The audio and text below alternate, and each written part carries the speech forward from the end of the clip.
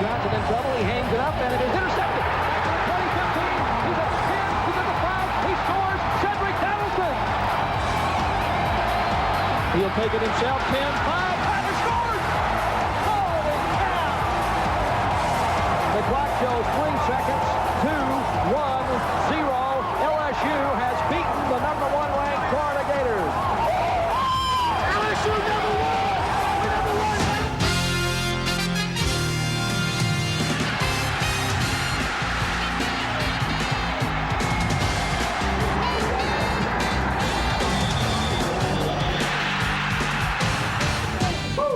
None of us could have done it alone, but we did it together as a team. That's what makes it special. We can do anything we want as a team. And sorry, Brandon. Great win. The greatest. You think we got a win?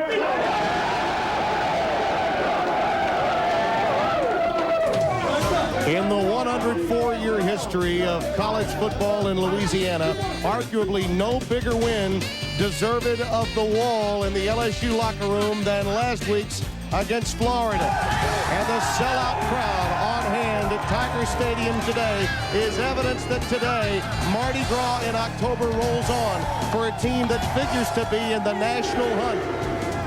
In our Bell South SEC Game of the Week, Jefferson Pilot Sports brings you the 8th-ranked Tigers of LSU against their rival, the Ole Miss Rebels.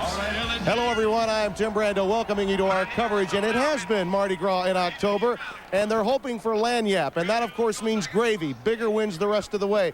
But what about the hangover? There is some history where big wins are concerned for LSU, following them up with upset losses to teams that they were favored against. But Jerry DiNardo told me yesterday that he told the fans and his team, in order to make special things happen off that Florida win, they've got to move on. And move on they have. He told the fans today, get here at 3 a.m. in the morning. Make your biological clock work as it did a week ago.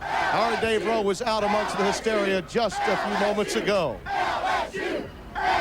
Timmy, well, tailgating is an incredible tradition here at LSU. They haven't recovered from Florida last week, but Florida's history, what you all got to know is, can you get up for Ole Miss today? Can you get up for Ole Miss?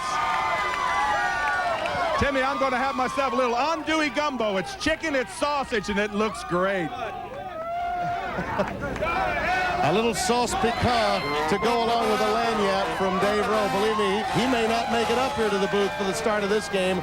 The fans are at a fever pitch yet again, because the Ole Miss Rebels are a team that is coming in here very confident. You have to remember, at 3-2 and quality performance at Tennessee, this is a Rebels team that under Tommy Tuberville believes that it can beat this LSU team. The timing is on their side. The game, after all, is being played after LSU's biggest win in history, and it's not being played under the moonlight, but under the sunlight. Here come the Rebels of Mississippi.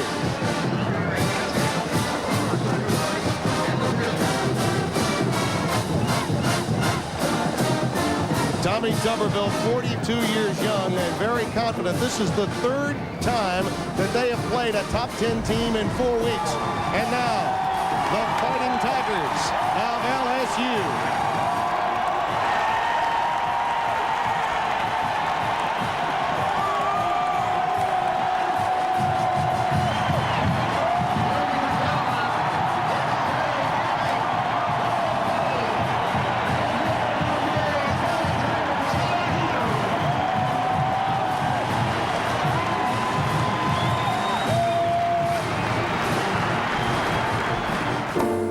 Thinking about your financial future? What better company to place your trust? Top 10 in U.S. life insurance and growing fast. A major provider of annuities, investments, and retirement planning solutions.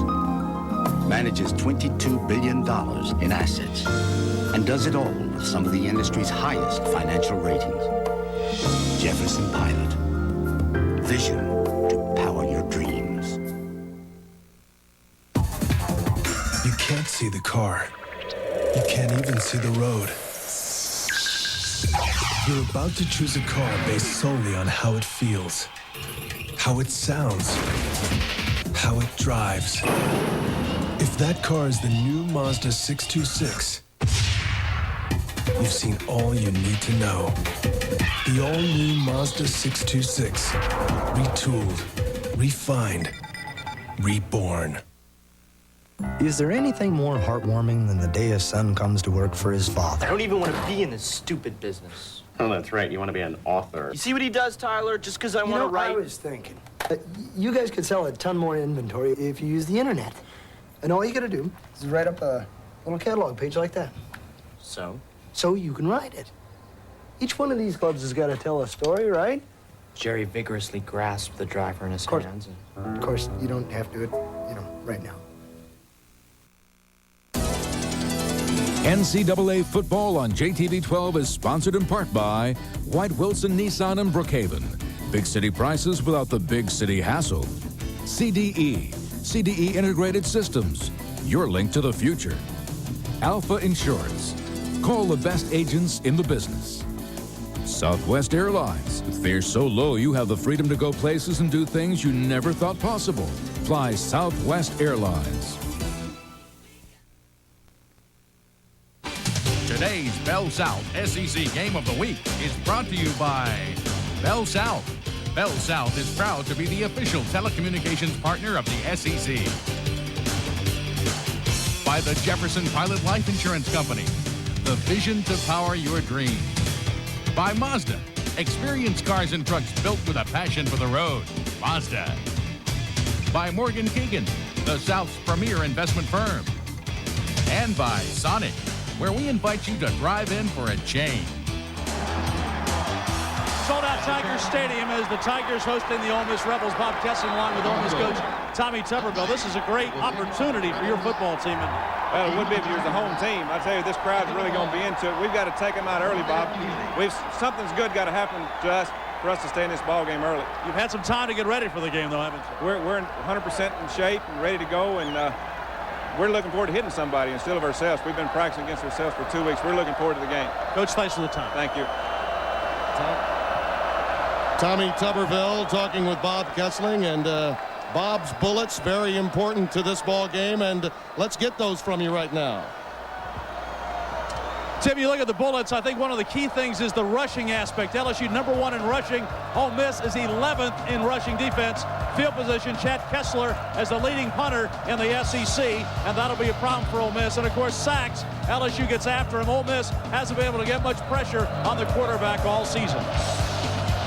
You heard Tommy Tuberville moments ago talking about something good happening early.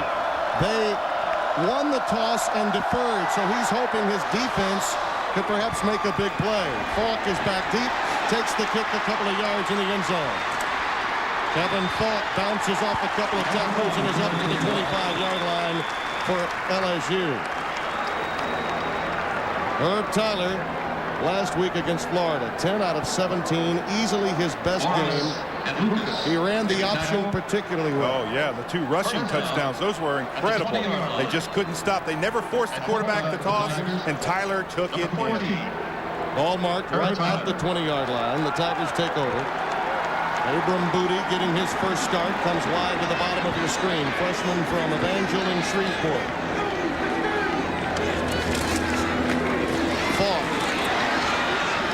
now gets up to the 25. Brock Kreitz makes the stop as you look at that Nations Bank starting lineup, and Booty, as we mentioned, getting his first start. The true freshman making that first start. Falk and Tyler great at the running backs. Foster and Hankton wide receivers. The big line, Tiger offensive line led by Faneca. He's having a fantastic season. Langley, McClure, Perry, and Jackson, solid front line of offensive linemen. 1975 Notre Dame grad Jerry DiNardo, now in his 3rd season at LSU, looking for his 23rd win with the Tigers. And the flag comes down. Yeah, I believe they saw Adam Perry move. Saw him flinch. Did you notice how everybody kind of pointed at him? Our referee today is Mac Gentry. Umpire is Roy Waters. Bert Ackerman is the linesman. The line judge, James Bean Sr. penalized 5 yards. Don Shanks. Bobby I. Jr. is the side judge, and Stan Murray is the back judge today. So that backs the Tigers up. 2nd and 10. Double tight end look. DiMaggio, that's right, Joe DiMaggio, a freshman from Crowley, Louisiana, the second tight end in the game. Tyler in trouble. Lost it. Fumble. That's going to be a fumble. Oh, I thought that's a fumble. They are ruling that an incompleted forward pass, but I don't know. I think that's debatable. Timmy, I thought his arm as he was going back to pass, the arm has to come forward to be considered a pass. Now watch the arm. When he puts his arm back, watch if the ball doesn't come out here. Now watch right here. Oh, I believe that's a fumble. That's got to be a fumble. What a break for the Tigers. Yeah, you see the ball comes off his arm, never comes forward. That one was missed. That was the big play Tuberville was looking for early. Wow, that would have been a huge play. 3rd down and 10. 3 wide receivers set for Tyler. Now a bad snap. And LSU comes out in a funk in its opening series. Michael Boone, the tackle, will come up with Herb Tyler, but a problem off the snap from Todd McClure, and his worst nightmare has come to fruition. I was just thinking that all the LSU fans are standing, and it's like they all started gasping because things go wrong after great victories here. We've talked about it. It's incredible that they would get such a poor start. Yeah, and a big break. It could have been worse. Chad Kessler leading the country in punting. His longest 66. Amazing to think he would average over 50 yards per punt. This is a low-line driver. And Andre Roan will let it bounce, and it takes an Ole Miss bounce. And it'll be quality field position for the Rebels. Oh, it's incredible field position. They're going to have the ball at about the 46, 47-yard line. That's great position. Just a 35-yard punt for Kessler, who's been leading the country. And now Stuart Patrick, young man, 64% efficient as a passer, has not had as many big plays as he'd like. They'd like to see that touchdown to interception ratio improve. But really playing at the top of his game, playing it with great, just within control of what he can do. He plays very solid, makes good decisions. Grant Hurd is one wideout. He's very tall, and they're going to stick Avery today as a wideout from time to time. He's the fast back, and Avery this time will get the handoff. The quick feet of John Avery. Just a yard shy of a first down. Mark Roman, the free safety, comes up with him, and Roman will be the spy today on Avery. Well, Avery just finds a little seam and slips through. You can see those linemen coming off. Good block there by Matt Luke, number 50, driving off the center, and you see Avery just reads that block. He picks up about 9 yards on that run. Oh, actually, he almost picked up 10. Now they're marking it. Excuse me now. Again, good drive off the line. Just tremendous drive off the line and great feet by Avery. 2nd down and 1. Out of an I formation. Anding is the up back. And look at that spin move by Avery. And he catches the corner. Cummings comes up to usher him out. And let's take a look at that offense. Avery with all of that speed and the quick feet. And today he'll be playing both wide out as well as running back. Well, they want to get him in that one-on-one situation. They've got good, solid people back there, especially Rufus French, the tight end. He can catch anything that's thrown his way. Good line led by Matt Luke, the junior up front. They need to play well. Wade, Kitchen, Metcalf, and Coburn, they've got to have a big day for Ole Miss to be in this football game. Patridge, a senior from Morgan City.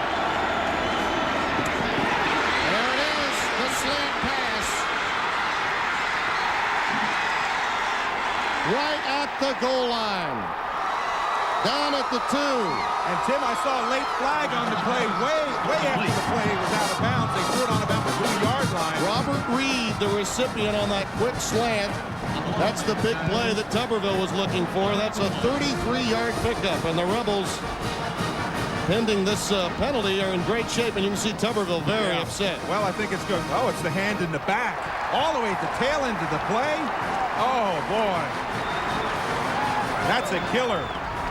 And that flag came down at about the 2-yard line. We're not talking about way upfield. Well, how many times do you see a block in the back and it's needless, totally needless? Now, that's not the block in the back. There's the underneath. Now, watch. Just get outside. We may be able to see where this play happened, the hand in the back. Rufus French, watch him right there. Yeah, I believe that's who it was. Yep, the tight end who's so highly thought of, sophomore from Amory, Mississippi, and it was needless. They didn't need it at all. It was against Clarence LeBlanc. So that backs him up from the point of the foul to the 14-yard line. Avery again. The speed off the corner. Touchdown! And for the touchdown, 14 yards.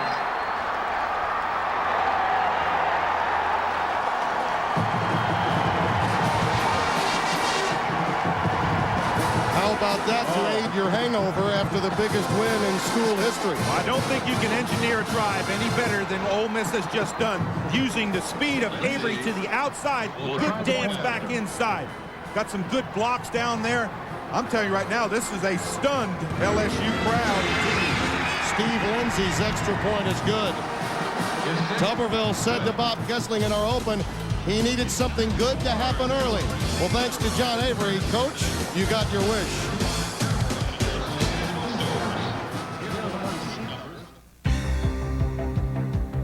You don't make it in this game unless you're tough, really tough. You got to know how to think on your feet and make the right moves. Because when you work for Morgan Keegan, you have to be constantly on the lookout for the regional stocks and bonds that are tomorrow's blue chips. That's why smart Southerners turn to Morgan Keegan for investment advice. Morgan Keegan, capital for the South. The Southeastern Conference enjoys a rich tradition of excellence in both academic and athletic endeavors. A major reason for the success of the SEC is our partnership with some of America's top corporations. As corporation sponsors, these businesses help fund SEC youth clinics, drug education programs, and are the official presenters of each of the men and women's conference championships. The Southeastern Conference is proud to be associated with these companies, which are making a positive contribution to intercollegiate athletics.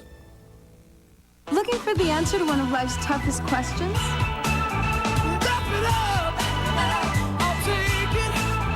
Drive into Sonic for dinner. We make everything fresh to order, then serve it up hot, fast, and ready to go.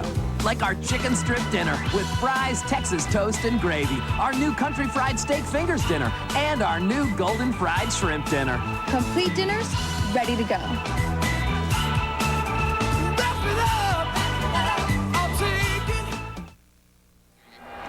7-0 Ole Miss with the lead.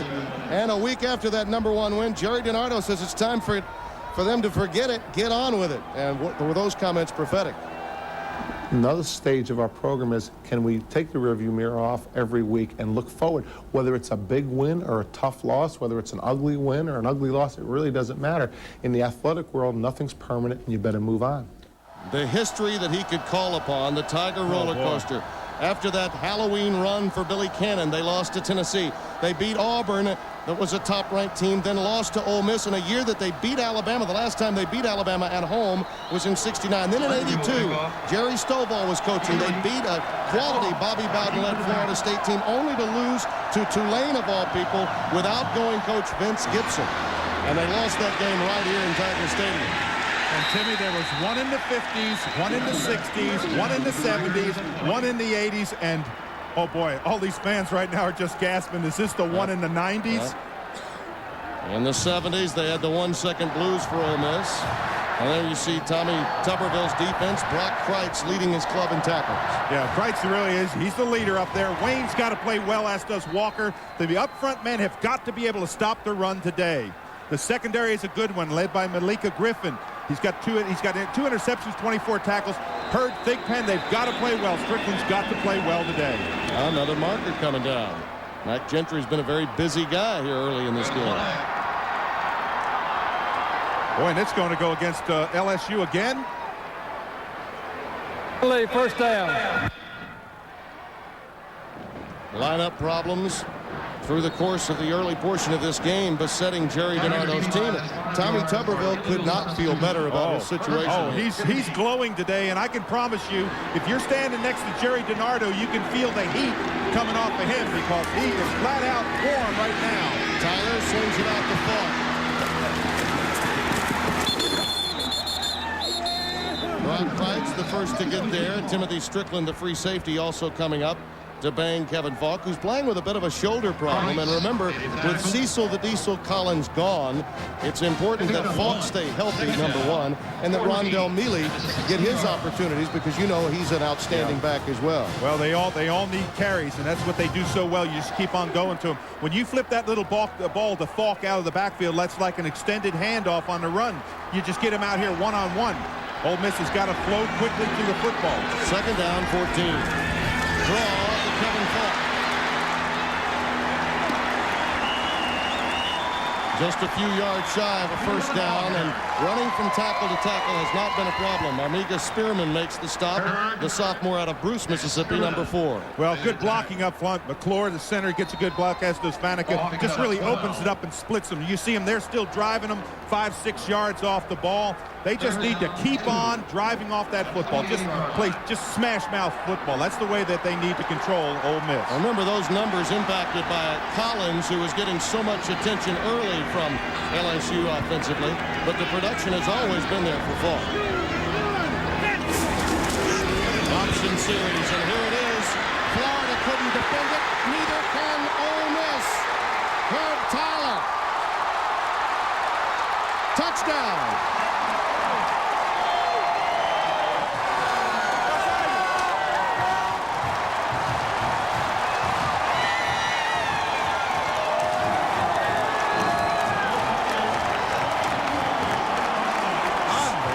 Tim, unbelievable. You know they're going to run the option.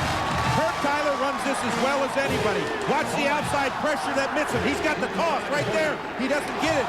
Doesn't force Tyler. They run to the outside, and now it's just a foot race. Ronnie Herb's going to be beat. He's turning. He just missed it. Just flat out missed it. The extra point by Danny Boyd, getting the call over a struggling Wade Ritchie, ties the game at 7.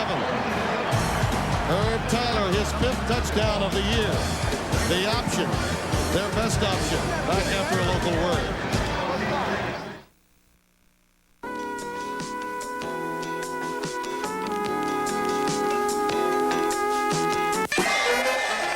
Introducing the Clarion Ledger's all-new Big Easy Classified.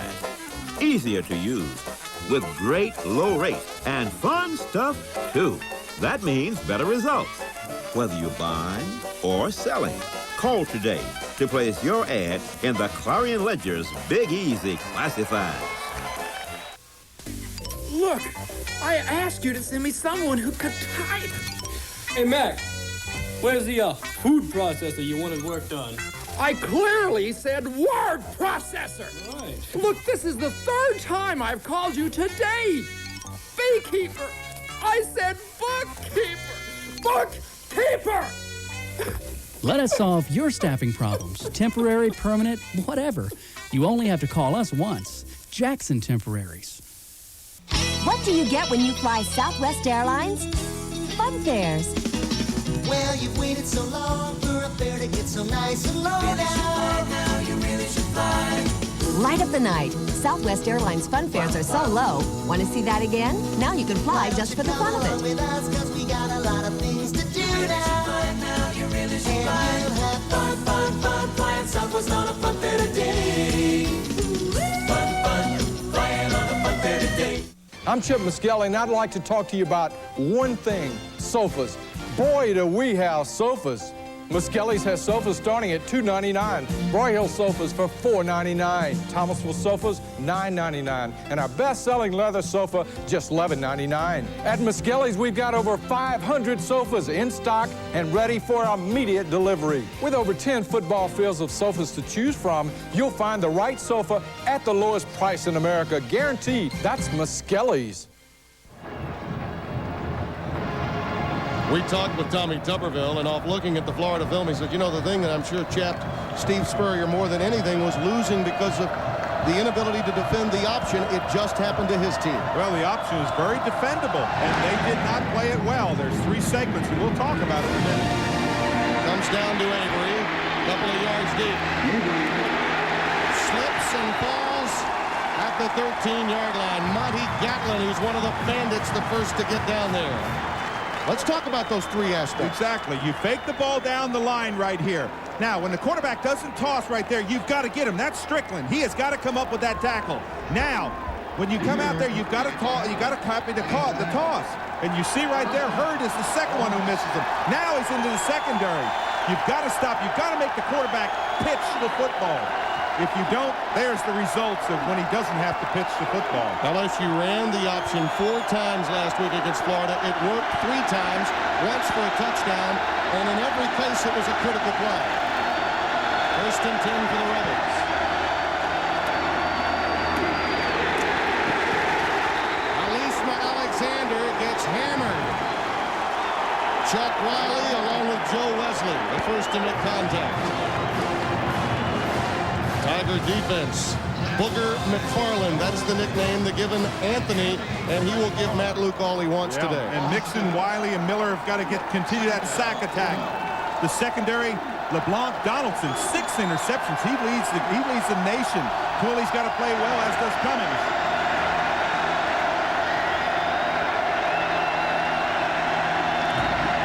Good pitch to Avery off the corner. There he goes again with a marker down.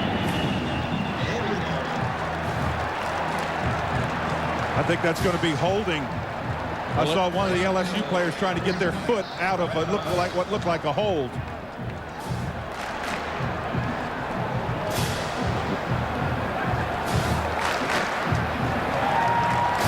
Well, Matt Gentry, we're having some problems with his microphone from time to time. It's working occasionally and not working at others, but you know, Bob Kessling's always working, right, Bob? That's right. Let's talk about John Avery a little bit. Of course, he was hurt early in the season with a dislocated elbow. In fact, he took himself out of the game against Central Florida. Now, you see, he still has a wrap on the elbow. There's nothing wrong with it. It's perfectly healthy, but he got used to wearing a brace on it, so he just kept that wrap on there, perhaps for a little protection. But Avery is healthy. As you can see, he's really running well today. Second down and 19, and in the student section, close to the goal line, it will be very loud here for Patrick to try to pull off this play.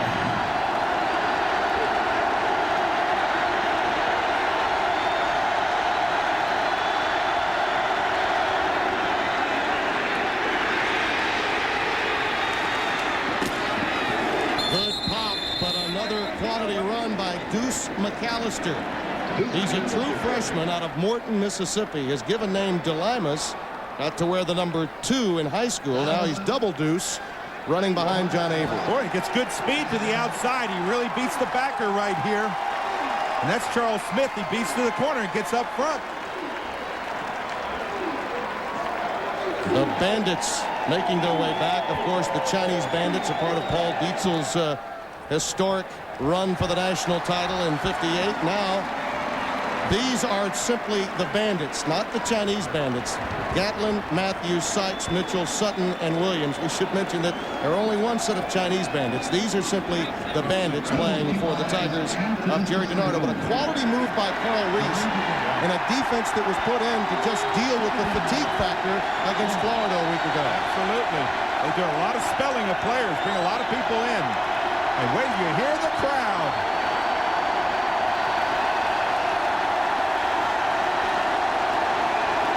Second down and 21. Timmy, I saw Theo Williams out there, defensive end. He's saying, raise the roof. They're just resting right now. It's in between play. But wait till you hear this crowd. Well, I think they're letting the coaches know that noise can become a problem. They're going to ask them to probably quiet down, because Patrick cannot hear. Oh, yeah, that always works. Yeah, right. Well, you asked the fans prior to the game, would they be up to the challenge of getting over last week and moving on as fans? I think right now we're finding out, at least verbally, they're prepared. You know, some of them told me they didn't even go home. They stayed right here in the parking lot. Well, you think of all of the big victories in LSU history, a national title and a contender for titles under Charlie McClendon all of those years. Hard to believe that they would have never beaten a number 1 team. I mean, they beat number 2 ranked teams many times. Ole Miss in '59, Arkansas in the '66 Cotton Bowl, but never a number 1 team. Let's go down to Bob and see what's going on. Basically what happened, Tim, they ran the play after the play clock had run out, so there was a dead ball penalty. They're trying to get some time put back on the clock. Apparently that they couldn't do that, so now they're just going to run the time off and let them run the play. Avery back in the game. Second down, 21. A dangerous spot to be in. 9 seconds back on the clock. Avery, he did just get out of the end zone. The ball just beyond the end zone. Boy, and he was running for the goal line. The only thing is he was running for the goal line coming out of the end zone. A toss in the end zone, and watch Avery just move out. Matthews, the left defensive end, gets him and brings him down just a foot outside the line. That shows you the confidence offensive coordinator Noah Mazzoni has in Avery's speed, because that's a dangerous call. Boy, a toss. He's got to go upstairs. He's got to pass it. Avery, this time between the tackles, dances to the 5. All he had on his mind was creating some room for his punter, Reagan King. Joe Wesley there to make the stop. And you know, that's not a bad call in that situation. If you can get 5 yards on it, there's Noel Mazzoni. He's the offensive coordinator, and he's just said, we just want to get out there far enough where we get that punter so he can stand back at 15 yards. A lot of field position will be played today. Kevin Cooper will punt it away from the end zone. Low snap. High punt for Falk, who calls for the fair catch at his 48-yard line. The Tigers will have quality field position after a 47-yard boot. 7-7 our score. Plenty of excitement, and the officials have been working overtime. Yes, they have. You know, that crowd was so loud down there, you couldn't even see what was going on. They're right on the end zone. They're probably only 10 yards behind the end zone. They're so loud. If we don't have Bob Kessling down there, I certainly didn't know. I didn't see a flag. I thought they were simply talking about the crowd perhaps being too loud, and you know, if they are for too long, you can be giving up a timeout. Rondell Mealy now dots the I behind Tyler. Mealy to midfield, picks up a couple. Mitch Baker, number 90, there to make the stop. And Tim, anytime you are outweighed on your defensive line, there's two things that you can do. You can bring another man in and play a multiple defense where you've got, if you play with 5, you go to 6. Or else you can shoot gaps. But when you talk about this LSU offensive line, they drive block so well. They're led up front by Alan Faneca. He's a hoss. And Faneca's so tall and Tyler is so short. Blocking schemes have changed so that Tyler at only 5'9" or 5'10" can have room to find passing lanes. This time it's a swing pattern out to Mealy. That screen pass was read very well by the Ole Miss defense. Nate Wayne, number 38, the senior from Macon, Mississippi, read it perfectly. Well, Nate Wayne has got to play well today. They were not real happy with his play last week. And he plays this as well as you can. Just slides along the line. You see him, number 38. Read the screen. Now get out, get in between people. Bang, bring them down. Don't let go. Hold on. That's a good play by Nate Wayne. Other than the option play, the Ole Miss defense has been there every play. 3rd and 13. Tyler, incomplete, intended for Tyrone Frazier. We're touching on Tyler being so short. Part of the problem for him in his early season slump was that the coaches determined that he had difficulty seeing over a 6'5" Faneca or a 6'5" Langley, the right tackle. So Morris Watt simply changed the blocking schemes so that he would have room to see a potential receiver. Exactly. Kessler, leading the country in punting, had a very poor one his first try. And Andre Roan back deep at the Ole Miss 10. This more like the leading punter in the NCAA. 55 yards and through the end zone. Rebels will have it at their own 20-yard line when we come back. Halfway through the opening quarter at Death Valley, we're knotted at 7 in this tradition-rich rivalry.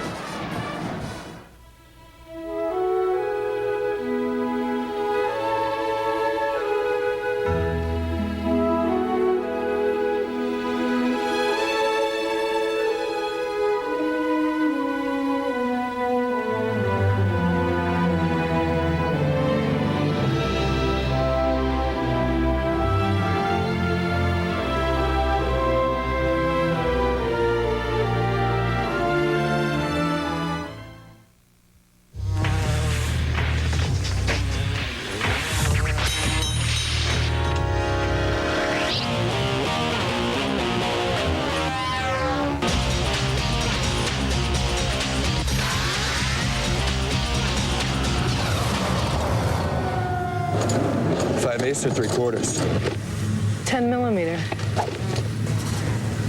My favorite. The all-new Mazda truck. Pure truck. Guess which burger chain just beat McDonald's for the 2nd year in a row in a national consumer survey? The same people that beat out Burger King. Who do people rank higher than McDonald's and Burger King? For the second year in a row, Sonic outscored them both for food quality, menu variety, and service. Sonic makes everything fresh to order, then serves it up fast and in person. So break away from the ordinary and drive into America's choice. Sonic, driving for a change. 7:04 remaining in the opening quarter. Let's go down to Bob Gessler. Tim, you know, Coach DiNardo has talked all week long about getting over the Florida game and looking ahead, but it's hard for the fans to. These are the T-shirts selling outside the stadium today. It's hard to forget the first time LSU beat a #1 team. And, of course, on the front it says the night the goalpost came down.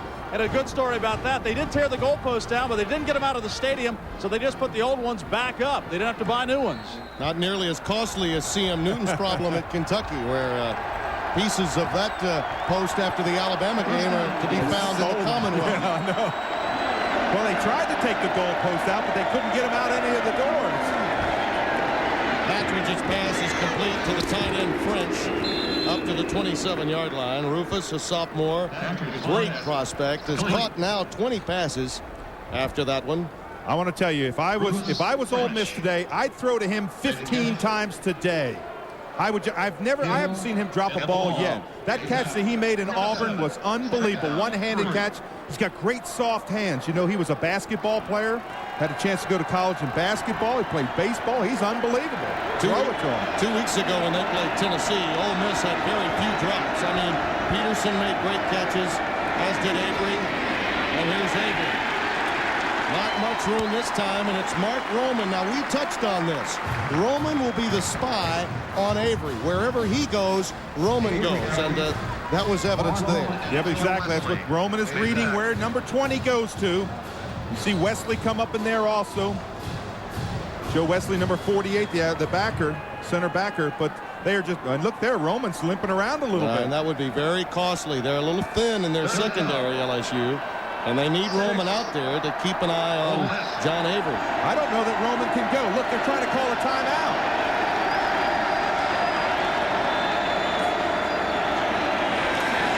Patridge, that's complete. Should be enough for the first down. French again, right at the 30-yard line. And you're right, Jerry DiNardo was trying to get a timeout called prior to the snap. Well, Roman could not even backpedal. And Jerry DiNardo was on the sideline saying, timeout, timeout. Now they bring Roman over to the sideline. It looks like it may be more than an ankle sprain. Now what happens there is all week long, he has been the spy man on Avery. The backup doesn't get many chances, and now you take out the spy man on one of the most dangerous players on the other team, Avery. Rayon Hill has come in, joining up with the rest of that secondary.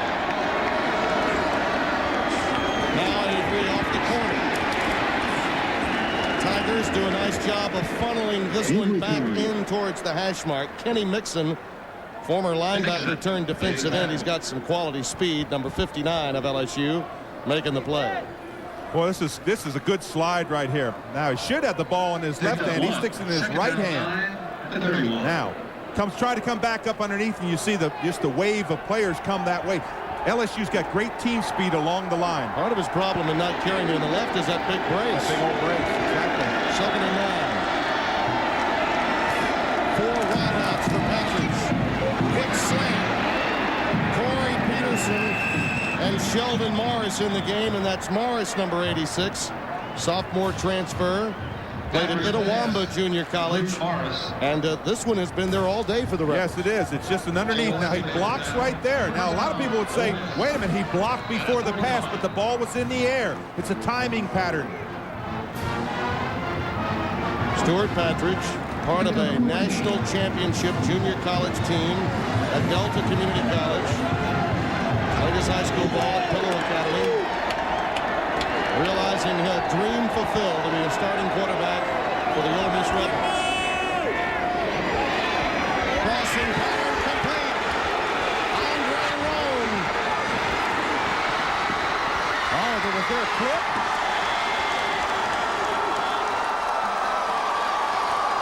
$54 yards. Rayon Hill makes the saving tackle. But, I think you anticipated a flip or a block in the back. There was none. No, there was not. But Kenny Lucas, number 24, is hustling to try to get a block. He's running downfield. You'll see him. He's trying to cut off. Watch him come into the right of your picture, right there. Boy, that was close to a clip. Watch this again. Now that's Lucas right there. That's the block, but that's not a clip. He had his head in front. That's right. McAllister. Boy, I'll tell you one thing. He scored only by breaking the plane, but he almost fumbled the ball. He did. It is a touchdown for the Rebels. Boy, that could have been a huge mistake. When you're in traffic, you don't take that ball and extend it. And watch what McAllister does as he goes over the top. He extends his hands. He breaks the plane. That's a touchdown. But if he's anything short, but he's got a good grip on that football. Third touchdown of the year for McAllister. Lindsey with the extra point. Oh, he grazed the post. There's a marker down. The upright actually hit the football. It barely made it through, but we'll have to check the flag. Well, there's a flag thrown on the defensive side of the ball. Well, you're right, though. I waited a while to make the call. I thought for a moment he, in fact, had fumbled the football. Oh, anytime you extend that ball out like that, you better break the plane. The extra point is good, and it's a chop. A chop on the defense. That will be exercised on the kickoff. Take a look at Kenny Mixon here, 59. Got a hand on that. He may have gotten his mitt on that to deflect it. It just hit the upright, but managed to make it through. So the extra point is good, and the foul against the defense will be assessed on the kickoff. Well, again, that run where McAllister breaks the plane. Watch this, up and over top. He extends out now, right? If he fumbles that football, he's in serious trouble. Now you see the defense come in there. He's got a good grip on it, but you better break the plane because it's a very, very dangerous situation. Yeah, it shows the strength, though, getting it back. Sure does. 80 yards, 7 plays, and McAllister, such a big part of Tommy Tuberville's scheme for today. For with McAllister back there, that gives him another speed merchant and the possibility of moving Avery to a wide receiver position where the Rebels frankly lack some speed. Well, big decision here for Ole Miss because what do? You're kicking off from the 50-yard line with the penalty. Do you pooch kick? Or onside. Or onside, exactly. Tommy Tuberville has been tabbed you tabbed him. A Mississippi Riverboat gambler. And anytime he is in a position as an underdog, he's apt to do anything. I mean, you could see fake punts, fake field goals, and onside kicks from him. This one will be booted through the end zone.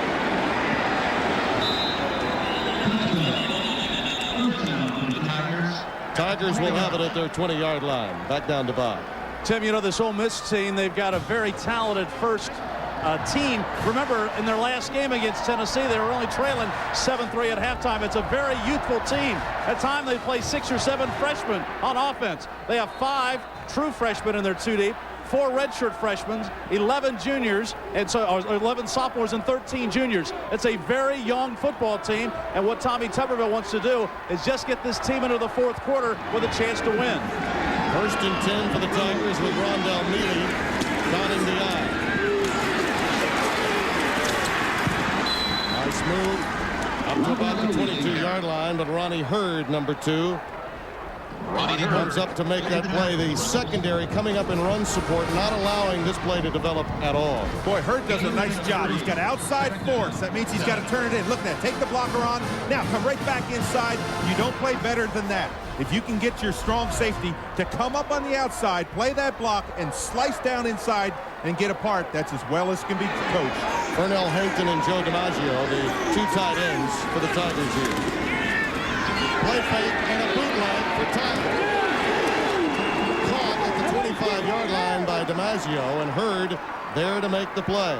Well, Hurd getting that first big start today. He's real active. He's all over the field. He read it very, very well. I think early indications are that the Rebels are the team flying to the football today, not LSU. No, I think LSU got a little bit of a wake-up call, but now it looks like they may have gone back to sleep. But watch Herb Tyler. He's a quality player. He can make big plays. Booty comes wide to the bottom of the screen on 3rd and 3.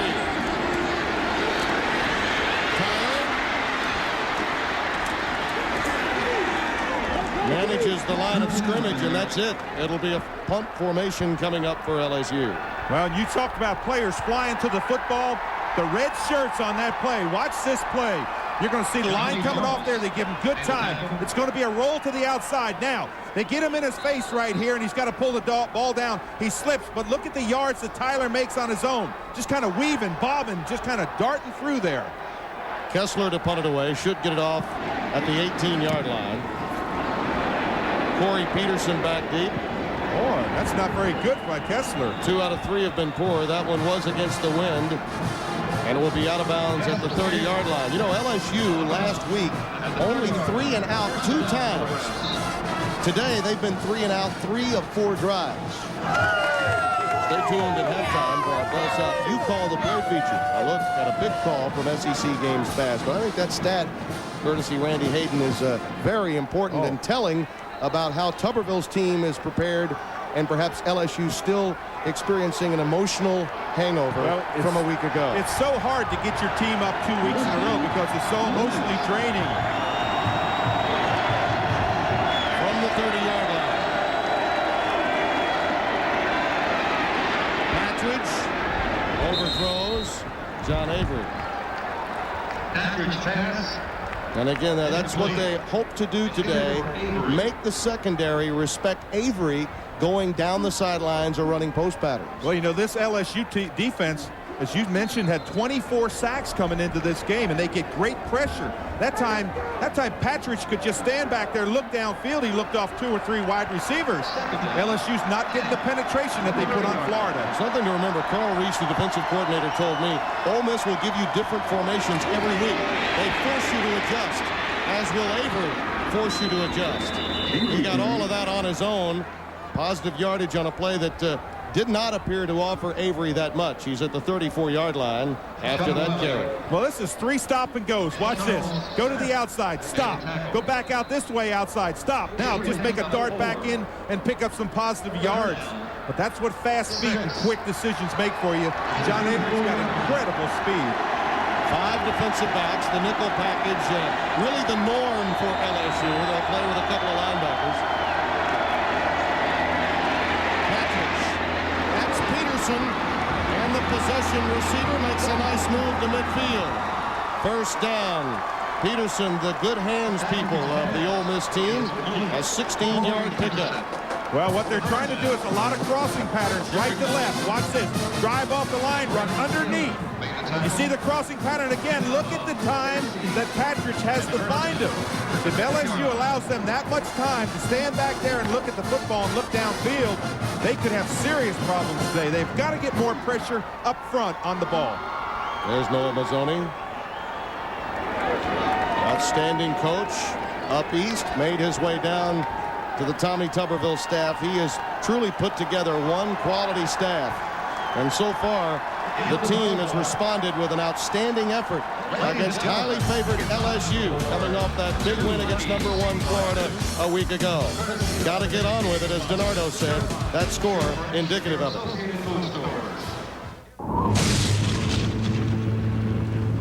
There are some people who prefer to be left in the dark.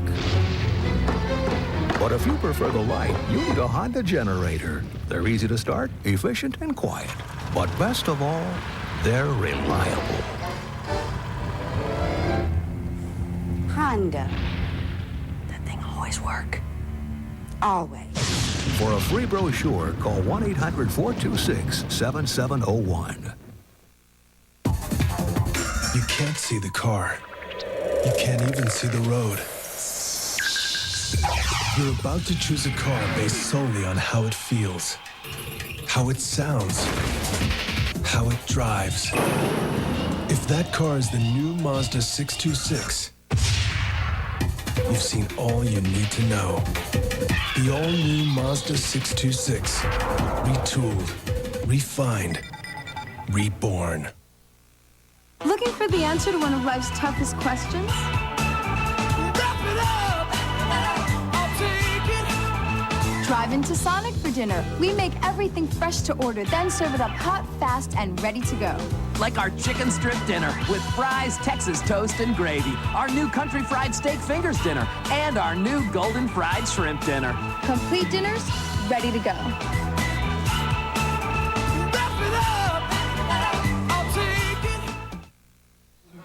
14-7 Rebels leading the Tigers as we open the second quarter. Next Saturday, our Bell South SEC game of the week. Either Kentucky, Georgia, or Alabama, Ole Miss.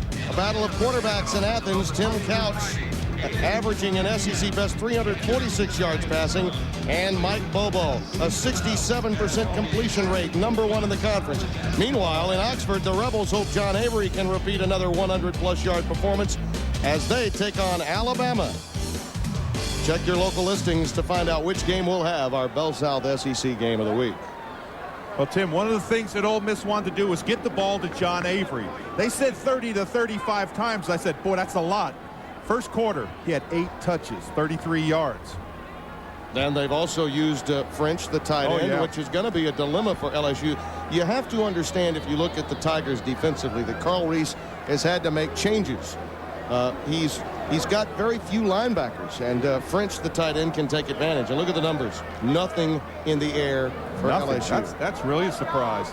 But 91 yards, and was about 75 of that was on that one run. 72 was on that one run. What a roller coaster ride it's been offensively. You think back to that Vandy 7-6 game when Woody Woodenhopper had to give up a couple of penalties before trying an extra point. That's Kenyatta Lucas, number 24, who just got hammered. Cedric Donaldson is having such an outstanding year. Coming up to make the stop. Cedric, senior from Jackson, Mississippi, played at Provine. So, you know, a little something special in his mind today coming into this game with Ole Miss. I'm sure he's up for it. Look at that. Leading the NCAA in tackles and interceptions, you see, with 6. Think he didn't keep that Florida ball?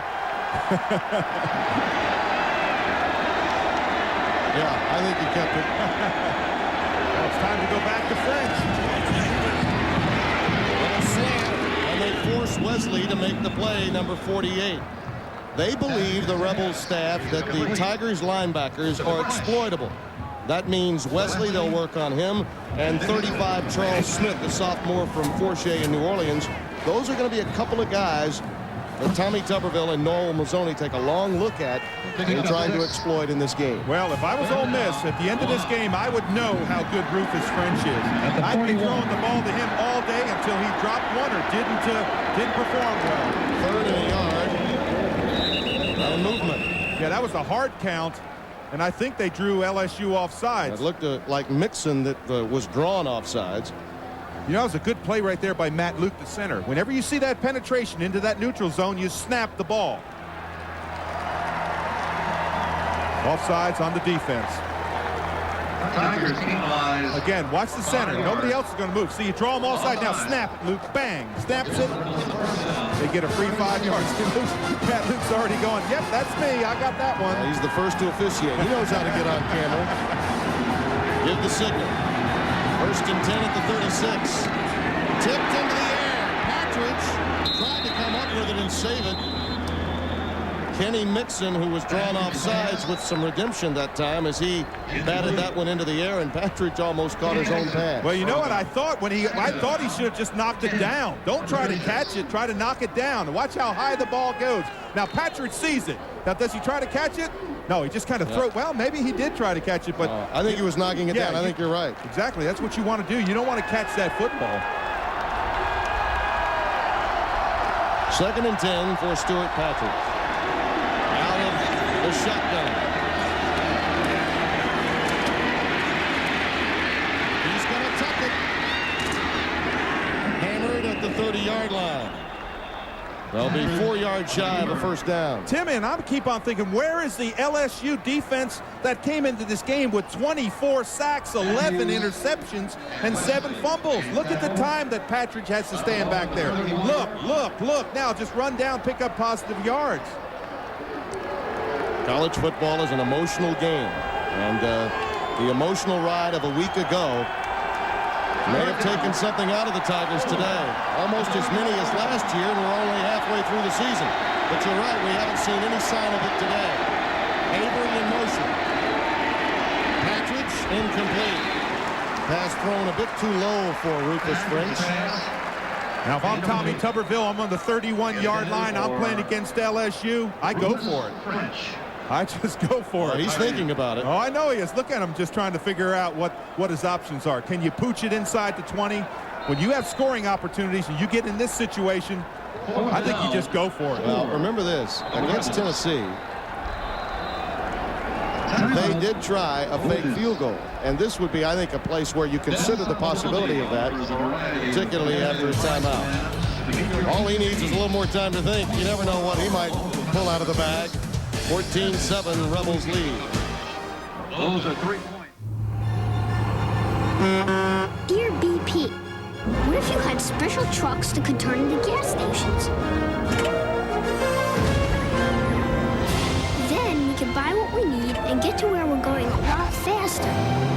Signed, Dan. Dear Dan, we like to keep people moving, from pay at the pump to fast BP shops. P.S. We sent your letter to our engineering group. BP, we keep you moving. Hans and Elke Yeager had just moved in next door. So I thought I'd introduce myself and see if they needed any help settling in. Hallo. Oh, hi. I brought you some Kuchen. Yeah. Oh, kommen Sie doch rein. Kuchen. Oh, danke schön, das ist ja nett. Bitte schön.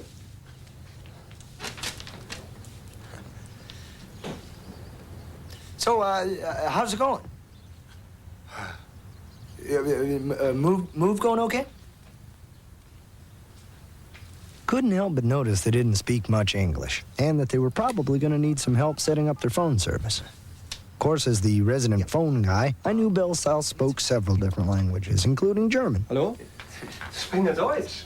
So I put Hans on the line while I continued to visit with his family. Das ist guter Kuchen. Oh, yeah, well, I'm known for my good cooking. What? Never mind.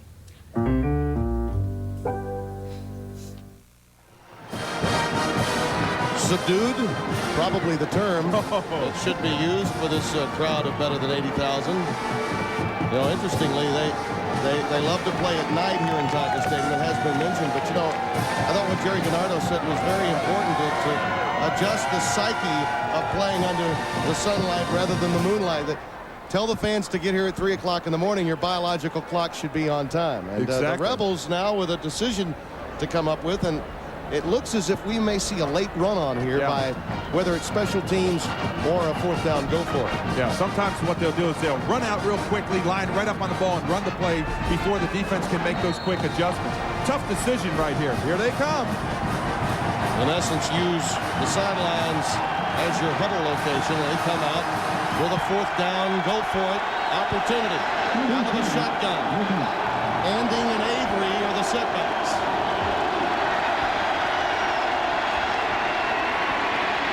Wide open, Peterson. Why not? Go to your best hands. You know what? Peterson was so shocked that he was uncovered. And look at Jerry DiNardo. He can just feel it. But Peterson, watch him. He's just going to come off the line. He's going to come across and curl. Nobody is around him. You're not going to see a yellow shirt in the picture. Look. Then when he catches it, he says, I'm going to get hit, right? I'm going to get hit. Turns around and says, holy mackerel, I can make some yardage. Not a linebacker within 7 yards of him. Oh, exactly. First and 10 at the 21 of LSU. Now Avery following Andy. Well, what a great play. Arnold Miller just made a wonderful play. He's blocked by Anding, gets up, and still makes the first contact. Yeah, he got cut on the line, slides, and just plays as well as you can play it. You're going to see Andy right there. He's going to come in, cut him right there, and look, and he still gets back up and runs down the line. That was just a super play, and Charles Smith from the outside to force that play back in. Carl Reese told me that this young man stunts and twists as well as any young defensive end he's seen. 2nd and 14.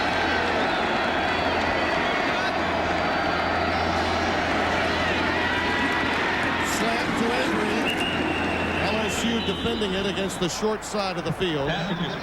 He had trips, 3 wide receivers to the wide side of the field, but tried to catch them with Avery.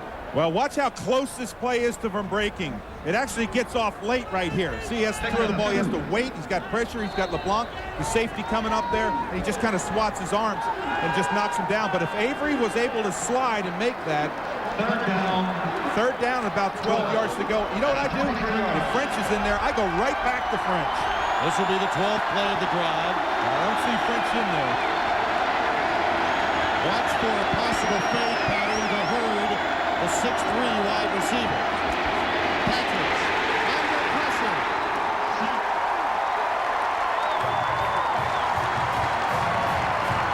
Joe Wesley comes up with him, and they were setting up the fade pattern for Grant Hurd. Yeah, and you know what? This is a mistake by Patridge to eat the ball. Look right there, Hurd in the bottom of your screen. Look at Patridge, a lot of time. You cannot take a sack right here because it all of a sudden it takes you almost out of field goal range. You can see the reaction there. That's Joe Wesley, 48, the middle backer, gets the sack, but you just can't take that because that changes. That makes the field goal a 50-yarder instead of being about a 40. Lindsey, his longest is 52. This is into the wind. Remember, they did try a fake against Tennessee. This one will be wide to the right and no good. So the Tigers, after surrendering a 4th down go for it to Ole Miss, come up with a huge sack and a quality defensive stand. Well, it's like their defense is starting to wake up, and you see the crowd is bowing down. You see the bowing motion. They're saying, thank you, thank you. And 51 remaining in the second quarter. The Golden Girls a little happier now from LSU. Their team trailing by 7. It'll be interesting to see if this gives some emotion to the offense, the quality play from their defense in that series. Well, if you're Tommy Tuberville, you know when you get those opportunities, you've got to score. Foster, easily LSU's greatest threat at wide receiver, comes up with his first catch. It's a 9-yard pickup. Sophomore from West Jefferson in Harvey, Louisiana. He's got great speed, and they believe that he's as good as any of Florida's or any of Tennessee's receivers. They just don't throw the ball as much here. Well, when you have somebody who can run that option play like Herb Tyler runs it, I don't know if I'd throw it. And they had, what, Cecil Collins before he got his broken leg, Falk, Mealy. I mean, they've got a stable of running backs. 2nd down and a yard to go. Tommy Banks and Falk are in the backfield. Falk follows Banks. 1st down, Tigers at midfield. We should mention that the freshman from West Monroe, Tommy Banks, is very important to LSU's offense, leading the way for Falk. And you see Roman leading. Let's go down to Bob Kessling. He's got more of it. Yeah, they're taking Mark Roman off to the locker room right now. Earlier in the game, he hurt his leg. He tried to play that last series, but came out. They're taking him in to x-ray his fibula. He just can't run on it. They want to make sure it's not cracked or broken, and so he's going in for x-rays right now. Double tight ends for LSU. Again, Tyler rolling out. Wide open.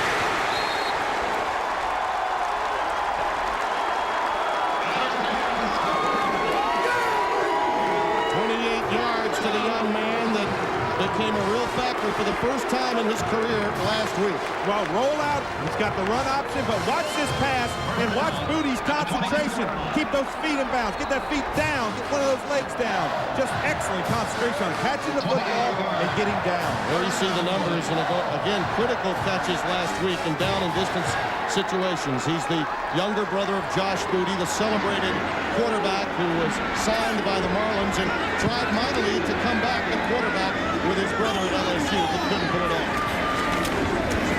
Falk.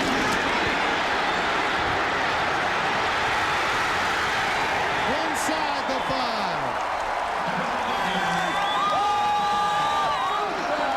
I mentioned the fullback, Banks, just moments ago.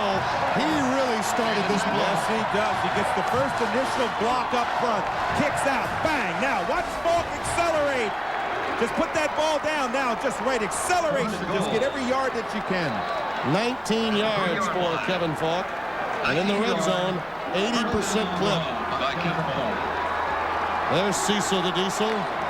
Pretty good seats And he sees a marker come down. Trey Langley, the right tackle, appeared to move prematurely. The freshman from Eunice, Louisiana. Boy, and you go back to that series by Ole Miss when they took that sack. Dead ball, motion penalty against LSU is going to move them back 5 yards, but you go back to that penalty and that sack where they missed that field goal opportunity. This is where you'd love to have the Diesel. This spot on the field is exactly where they'd love to have Collins. Look at that average, 8.3 yards every time he carried the ball. You know, and he wears number 34. He's a modern-day Earl Campbell because he's got the speed to beat you wide, but prefers running over you. I know Earl Campbell had great speed, but Earl would run over you. But I think Cecil Collins has got better speed than Earl Campbell. The option again. Tyler this time keeps it, and the Rebels do a better job of defending it with Falk as the running back behind Herb Tyler. A little jawing going on between he and a few of the Rebels. This is the way you play it. You have to play the quarterback first. You've got to make him toss the ball. You can't allow him to turn up. And you see they're right there to bring him down again. And that's Walker Jones, the outside backer, who's got to play the quarterback. Come up, there's the toss man. They've got the toss man to the outside. Second down. Got it covered well on that play. That's why the result was no yards. That's why you just can't get beat with the option play. Second and goal.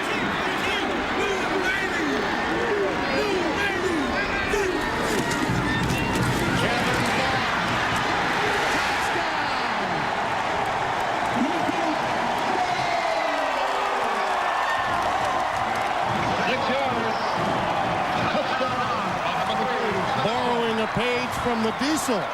Just running over the Ole Miss Rebels. That's exactly what I thought. I said, wait a minute, this is Kevin Falk. He runs around people, but look at him put his head down right there on the 4-yard line, just run over and dive into the end zone. That was Walker Jones he ran over. His 4th touchdown rushing this year. And the defensive stand did give some emotion to this LSU offense. We're tied at 14. Kevin Falk running right over the Rebels. Back after this word from your local SEC stations. July the 18th, a big storm knocked out the power to some of our folks in Grand Bayou. Oh, that swamp makes for some interesting service calls. Fortunately, I got something just made for situations like this.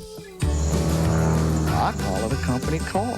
And it shows that we'll just go to about any lengths to keep the power flowing out there. At Entergy, we've got a lot of people like Joe. People who'll do whatever it takes to solve a customer's problem. Now, the locals, they were real happy to see me that day. Some more than others. Working in 6 foot of water can be challenging. But it wasn't long till I found the problem. So if you've got a problem or just a question, call us at 1-800-ENTERGY and discover the power of people. After we got the power back on, I got a cold drink and went back to dry land. Our customers, they went back to their soap operas.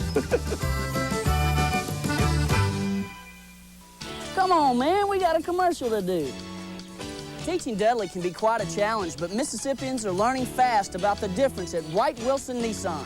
We're still celebrating our grand opening, which means you'll get some grand savings on our fleet of Nissan vehicles. Have you seen it? The new Altima, Sentras, Maximas, and trucks. White Wilson Nissan wants to show you how easy automobile shopping can be. Take exit 40 in Brookhaven to see our grand opening savings. White Wilson Nissan. Look, I asked you to send me someone who could type. Hey, Mac, where's the food processor you wanted work done? I clearly said word processor. Right. Look, this is the 3rd time I've called you today. Beekeeper. I said bookkeeper. Bookkeeper. Let us solve your staffing problems. Temporary, permanent, whatever. You only have to call us once. Jackson Temporaries. We're tied at 14 with 7:40 remaining in the first half, along with Dave Rowe and Bob Gessling, Tim Brando, and the senior from Karen Pro, Ray Ritchie gets it. Lucas Lee will go through the end zone. That could have counted if you were playing in Australia. Look at those names. He now moves to number 4 on the career rushing chart. Dalton Hilliard, part of the Dalton and James gang in the 80s. Charles the Great. Alexander in the 70s with Charlie McClendon as coach. Then Harvey Williams, a magnificent inside-outside runner. And Terry Robisky, now an assistant coach in the NFL. Those are some tremendous names in Tiger history that Kevin Falk's a part of. Well, it's an important time right now for Ole Miss. They don't want to go 3 and out on this series. Avery with nothing. Kenny Mixon and Chuck Wiley collaborate. You know, Wiley is a real vocal leader. You had a chance to chat with him earlier this year. He's a guy that really values the opportunity of taking over the reins of this LSU defense. Oh, you got to love him. I mean, he is something else. Have a little battle on the outside here. A little extracurricular activity out there. That's Cummings, number 19. Just trying to make sure that he's down. Andre Rowan touched up a little bit by Chris Cummings. Patridge, that's Hurd. Grant Hurd, the sophomore from Lake Jackson, Texas, and that's the young man that Patridge wanted to find for that fade pattern when he gave up the sack. You see Herb Tyler, Abram Bean down on the sidelines as they continue to make their adjustments through the course of this game. Stuart Patridge giving up that sack right now, that looms largely in LSU's comeback. It's huge. And now the decision is 3rd down and 1. Do you want to give to Avery or do you want to pass for it? 3rd down and 2.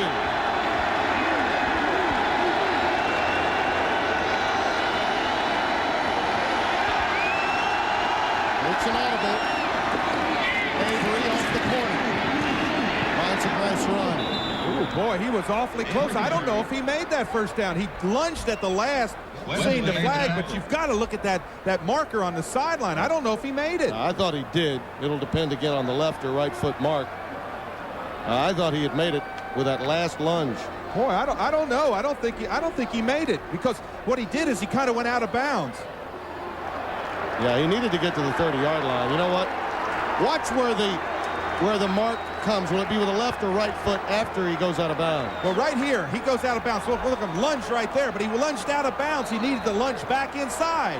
Right here, watch, he's going to go out of bounds. They need to lunge back inside. See, he turns and goes out of bounds. And that's a good tackle by Wesley to keep him from making the move. Exactly. And I mentioned Mississippi Riverboat Gambler inside his own 30-yard line. Another timeout being taken, this time by LSU. They didn't feel that they had the defense necessary for a Tuberville go for it. Won't be the first or the last time they go on 4th down today. We'll be back. Thinking about your financial future? What better company to place your trust? Top 10 in U.S. life insurance and growing fast. A major provider of annuities, investments, and retirement planning solutions.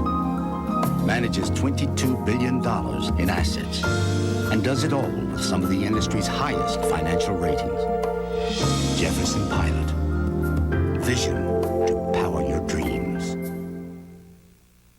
It's not sleepy time down south anymore. Today, the region's economy is expanding and investment opportunities are springing up right in our own backyard. Morgan Keegan, the South's leading investment firm, carefully tracks these opportunities, finding regional stocks and bonds that are tomorrow's blue chips. And Morgan Keegan brokers know if you want to attract a crowd, you have to pay attention to details. That's why smart Southerners come to Morgan Keegan for financial advice. Morgan Keegan, capital for the South. Guess which burger chain just beat McDonald's for the 2nd year in a row in a national consumer survey? The same people that beat out Burger King. Who do people rank higher than McDonald's and Burger King? For the 2nd year in a row, Sonic outscored them both for food quality, menu variety, and service. Sonic makes everything fresh to order, then serves it up fast and in person. So break away from the ordinary and drive into America's choice. Sonic, driving for a change. Jerry DiNardo back into this game and tied at 14, and Tommy Tuberville playing as if he were down rather than tied, going for it inside his 30-yard line. Deuce McAllister has come into the game. That's who I think he has to go to. It's got to be a running play. Either that or maybe catch French off the line, but everybody's going to be in tight. Handing in motion. McAllister, first down. And he got it with relative ease. Kenny Mixon comes up to crack him. But again, I mean, give Tuberville credit. I mean, that takes a lot of willpower to go for it inside your 30 in a tie game. Well, you just can't go 3 and out. Look, McAllister actually got hit in the backfield. And watch him. He's going to get hit from the outside, but he just kind of sheds it. Bang, just kind of gets in there, stretches, and picks it up. Good block up by front by Wade and Kitchen. That's the kind of guard and tackle. That's the kind of decision-making, Dave, that makes the alumni very happy. Oh, you gotta love it. Avery back in the game. Out of the shotgun. Patridge over to the middle of Fritz again for another first down.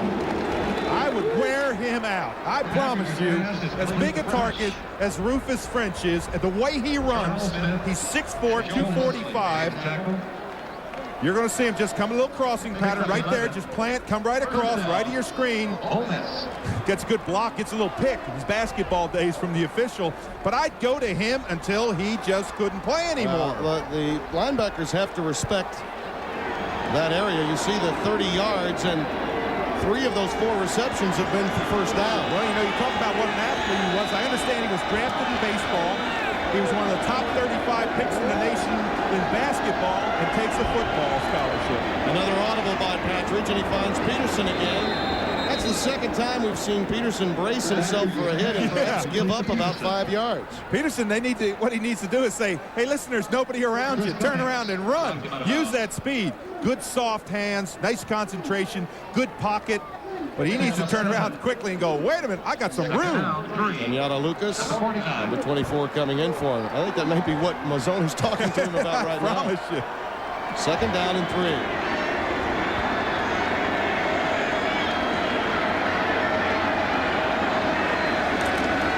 It's the draw to Avery.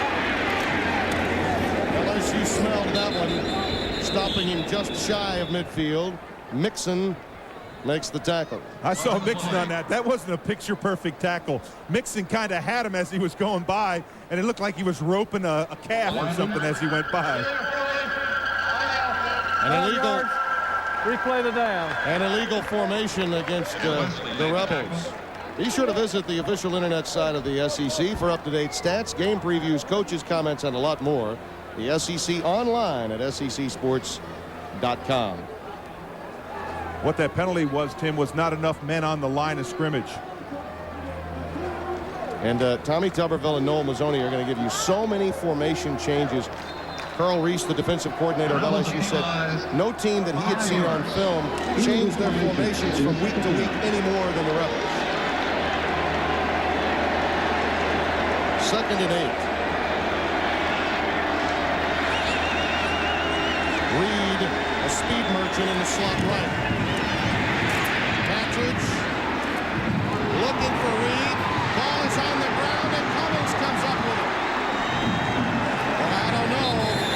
I believe the ball may have been on the ground. I believe he may have caught it. And Tommy Tuberville agrees with me.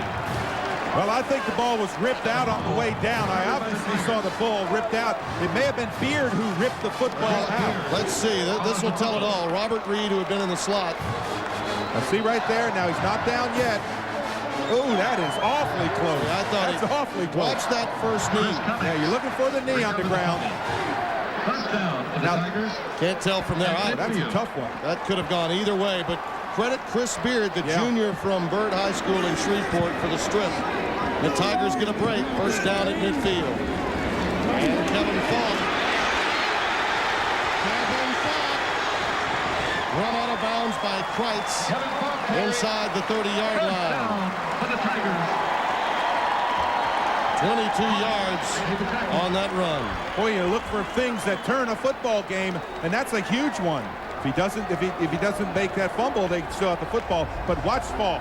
Gets out there, reads his blocks well, gets good blocks up front, and just turns on that speed to the outside. At the 28-yard line. In a couple of games, not including today. Boy, makes a living off Ole Miss. 6 rushes for 72 yards today.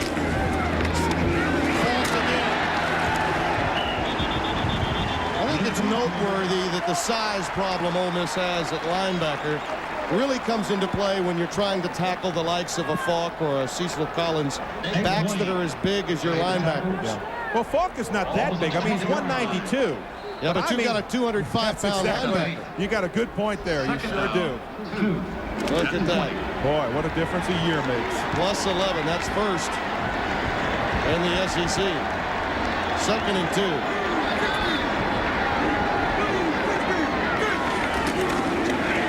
That's the freshman Banks. Is he alone? That is some load.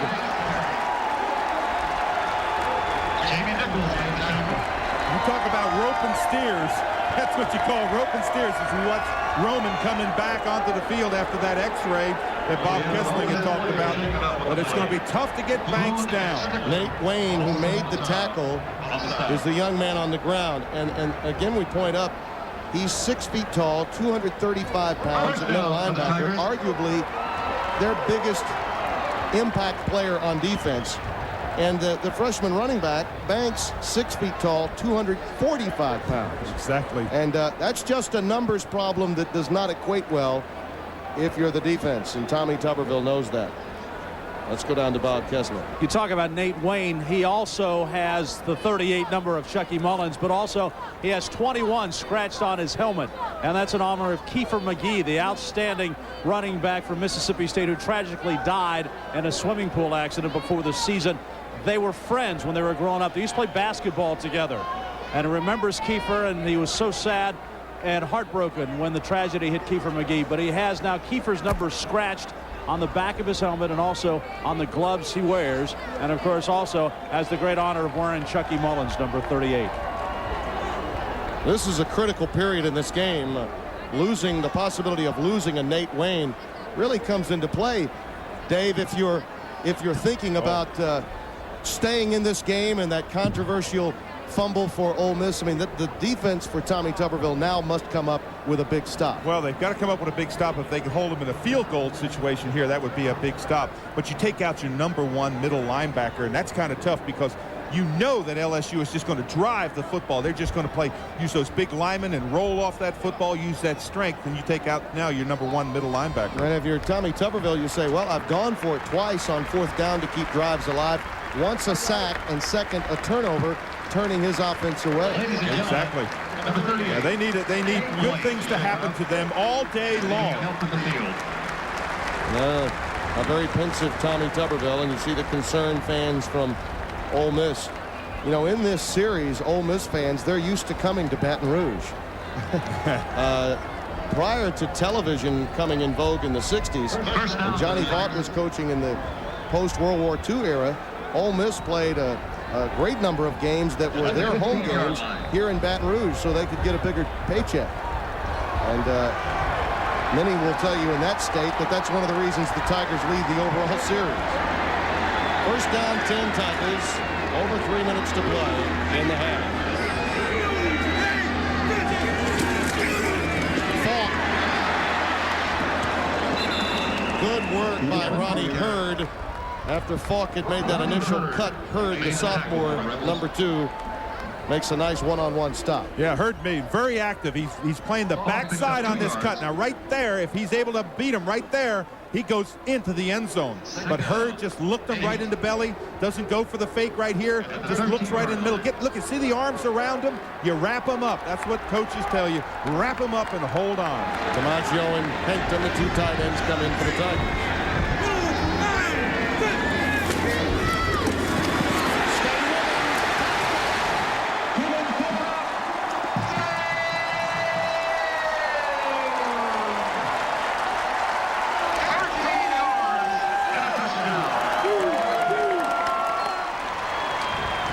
You could have put a diesel through that hole. Untouched. Watch the point of attack right there. Look at the hole that he runs through. Untouched. Boy, big blocks up front. Faniger, Langley, I should say, and McClure just driving off the football, just making huge holes. You think Nate Wayne might have been near that play? Well, that's a Nate Wayne play. He's the one that has to make that. He has to slide to it, and he just went out on that play. Credit the Tigers for going to that area. And he's just shy of 100 yards. Wow. Look at that average. Over 10 yards a carry. So the Tigers, who were down early in this game, take advantage of an opportunity off a turnover at midfield and cash in quickly. Well, look at the big men up front. You're going to see the blocks up front, and look at this. No, untouched. Everybody's got a man glued to him, and he just dives into, just storms into the end zone. So now a real critical period for Ole Miss offensively. They must answer this LSU charge because their domination really came to the forefront in that last series. Down to Bob Kessling again. Here's the great running back from LSU, Cecil Collins. Cecil, talk about your injury and where you stand right now. Well, right now, I really don't know where I'm at. It's been, 2 weeks since I've been hurt. And, I've just got this cast Tuesday. Every week, I take this cast off and get an x-ray. So, Tuesday, I'm going to get another x-ray, and they're going to see how long it takes from there. So, when do you think you might be back? Any idea? Well, right now, I really don't know. It's the doctors just telling me the things that's going on right now. They say it's 6 to 8 weeks, but, I'm going to work hard. I'm a hard worker, so I'm going to try to get back quick as I can. But, if things don't happen right, I'm not going to come back unless I'm 100%. You sat here last week for Florida, Saturday today. You want to be on the sideline sooner. Yeah, real bad. Last week, I missed a big game. I felt I was with the team in spirit, but, I wanted to go out there and help the team as much as I could. Same thing this week, but, things happen. So, that's just the way things was meant to be. So, whenever I get ready, I'll be back out there to help the team. So, talk about the injury. How did it happen? What do you remember about it? Well, it was a toss play to the left, and, I was trying to shed a tackle, trying to stiff arm a man, and my leg got caught up under somebody. Then the other man came and hit me. It snapped right then. And at the time, I really didn't remember anything at the time. I kind of felt like I blacked out a little, but I guess I didn't. But it was a lot of pain at the time. I went through a lot of things, but right now, I'm just getting my mind right. I know the Lord that'll put me in situations that I couldn't handle, so I'm going to be all right. Cecil, can't wait to see you get back with you. Good luck. Thank you. Cecil Collins. Corey Peterson gets the grab from Partridge and is just shy of the 30-yard line. Well, you can tell that the young man's kept it in perspective.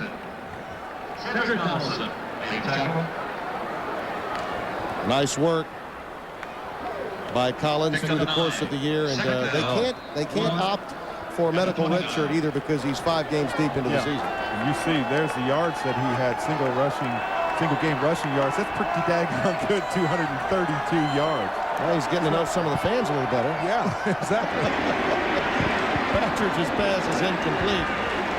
By the way, this is a third down and short yardage coming up after the incompletion by Stewart. And Tommy Tuberville tired of seeing these third down and short situation. But this is a third down, very makeable third down. It's third down and about a foot to go. So what you do is you throw up top, look downfield, have a safe play. Don't try to force the ball into trouble. Really, Ole Miss has not made many mistakes. That fumble, that controversial fumble there, questionable fumble, really led to that last score. But they've stayed in this football game because they have not made mistakes. They need to continue that.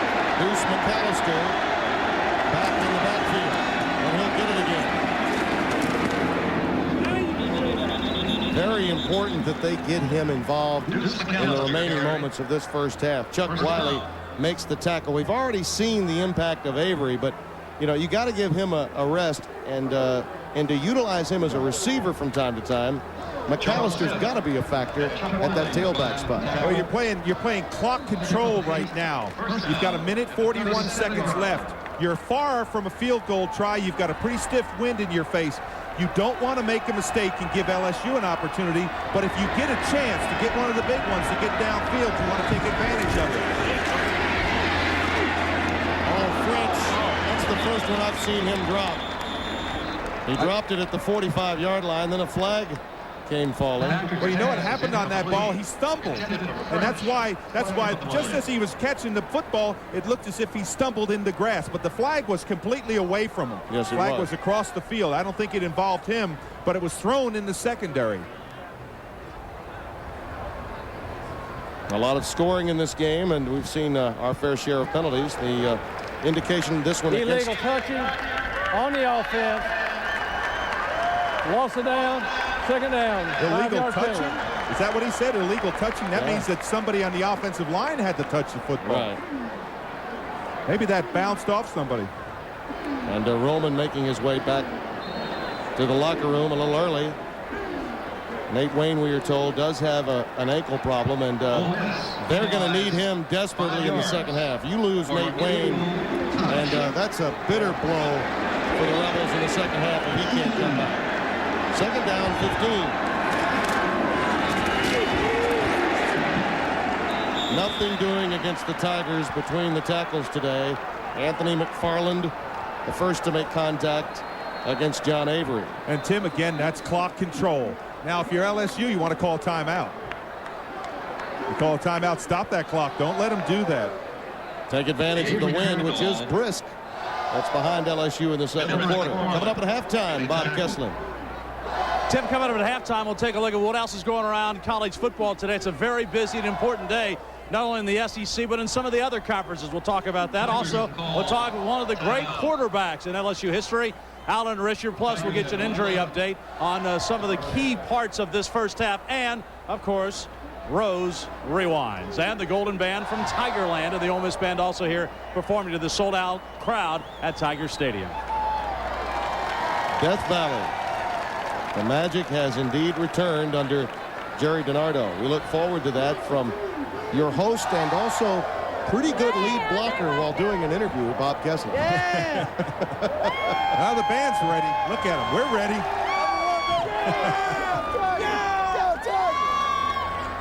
Tommy Tuberville told Bob Gessling at the outset of today's game, we need something good to happen early if we are to have a chance. He got that, but his offense let him down just a bit with a turnover, and I think that sack by Patridge. Everything changed when he was looking for Hurd on that fade route. After a fourth down, go for it inside the LSU 30-yard line. Well, they had great field position on that sack. He loses about 10, 11 yards, and then you're trying a 50-yard field goal as compared to a 40-yard field goal. They haven't been able to get receivers free deep today, and that's something Ole Miss really wanted to accomplish against LSU. Double tight end look. Play fake. Now they look deep for Roan. Well, that was catchable inside the LSU 40-yard line. It would have been a very difficult catch to make, but one that certainly, I'm sure, Andre Roan. I think that hit Roan right in the hands. Yeah, I think it was a well-thrown ball. I'm sure he believes he should have caught this one. Yeah, little play fake now. Throw it up and watch Roan's hands come up for the football. That hits him right in the hands. Good defensive coverage. The quarterback running right straight with him, but very catchable football. Absolutely. Fair catch called for by Falk at the 28-yard line. That's where LSU will have it. First down and 10, a 40-yard punt. Don't forget, coming up next week, one or the other. Kentucky against Georgia or Alabama against Ole Miss.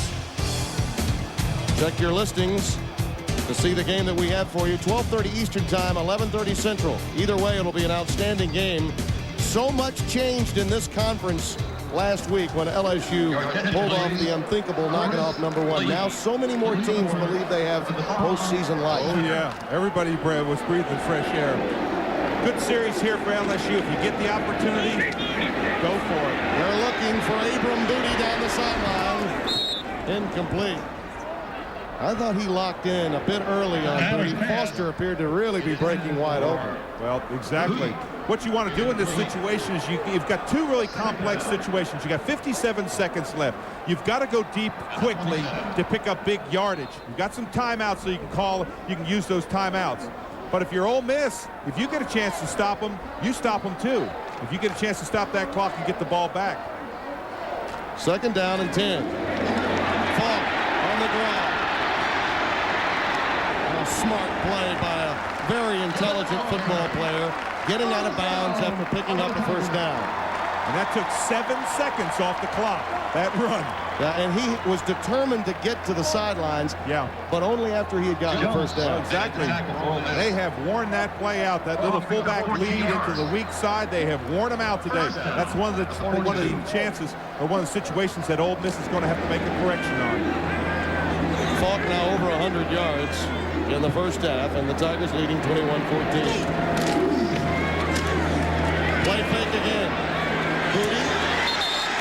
Abram Booty's first catch of the day at the 47-yard line of Ole Miss, and that's the route where the adjustment was made in blocking schemes to allow Herb Tyler a better opportunity to see.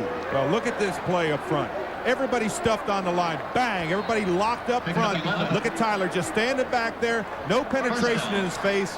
And that play again took 7 seconds.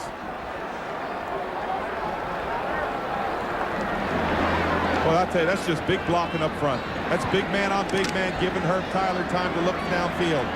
You may want to call timeout. Play clock was down.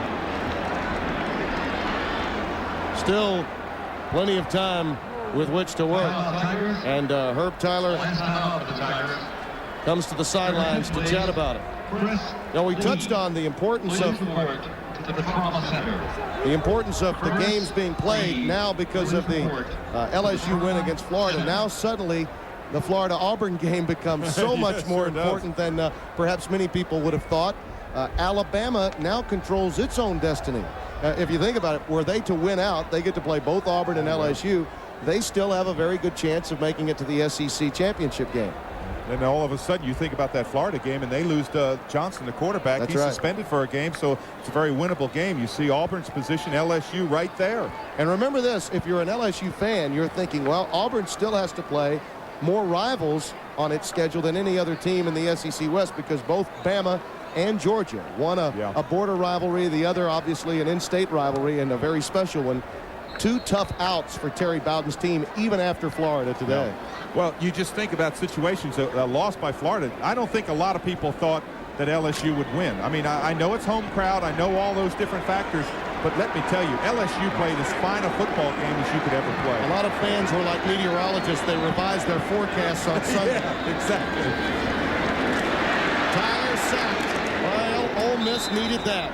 And they get it from Michael Boone, sophomore from West Helena, Arkansas. Boy, not a bigger play by Boone that time. He breaks free. He's the right defensive tackle. Just burst in there, broke free, made the sack, and he's going to take them out of field goal position. Flag does come down. Or Tyler spiking the football. They'll stop the clock with 29 seconds left. No timeouts remaining for LSU. So he had to spike it. Third down now. And it's 3rd down and 18 to go after the sack. Boy, I can tell you how big a sack that was for Michael Boone. They only had 6 sacks coming into this game, and they may have just ended the half only 7 points down because now Tyler's throwing long distance. He's got 3rd and about 17 yards to go. Falk. The crowd will not like this call on 3rd and 8. I hear a few subtle negative responses. They quieted them down, though. Some of the fans got on some fans there, I think, and shut them up after that 3rd and 18 run. Well, that's going to take us to the half unless somebody calls timeout. I wonder if Ole Miss is going to call timeout and say, let's go for a block, because they worked on a block. They felt they had a key that they could go off. That may be what Tommy Tuberville's thinking. Hey, don't let this clock run out. 6 seconds left in the half. They've got a good punt block. Who knows what can happen? You take every opportunity. Don't just be satisfied going in 7 points down at half. Well, that was great crowd control by some of the people in the crowd. After the 3rd and 18 call, a few people, they got up. They were very upset, and then they suddenly said, well, wait a minute.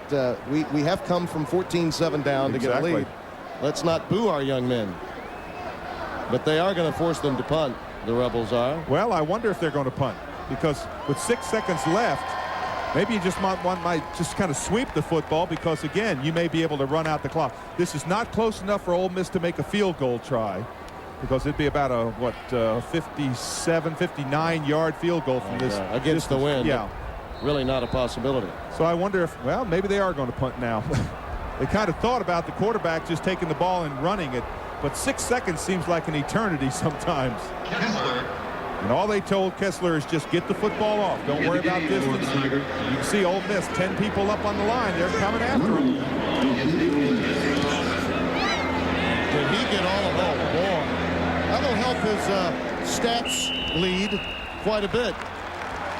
And we have come to the end of the first half. The Rebels popped out early, but the emotional hangover that was anticipated ended quickly, courtesy Kevin Falk. Over 100 yards rushing for the junior from Caring Crow, Louisiana. And remember, LSU is 12-0 coming into today's game anytime Falk has 100 yards or more. And LSU leads at 21-14 here at halftime. Bob Kessling coming up at halftime is downstairs now. Jerry, talk about the first half. Took the team a while to get started. Well, I think that has a lot to do with Ole Miss. I mean, they're playing hard. They played harder than we did early in the game, and now I think both sides are playing about equally as hard, and we got another half of football. Jerry, thanks. Thanks, Rob. Halftime, the LSU Tigers go into the locker room leading Ole Miss 21-14. Halftime activities from Baton Rouge coming up in just a moment.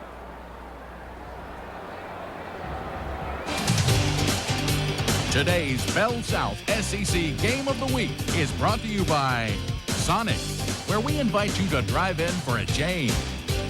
And by BP. At BP, everything we do is to keep you moving.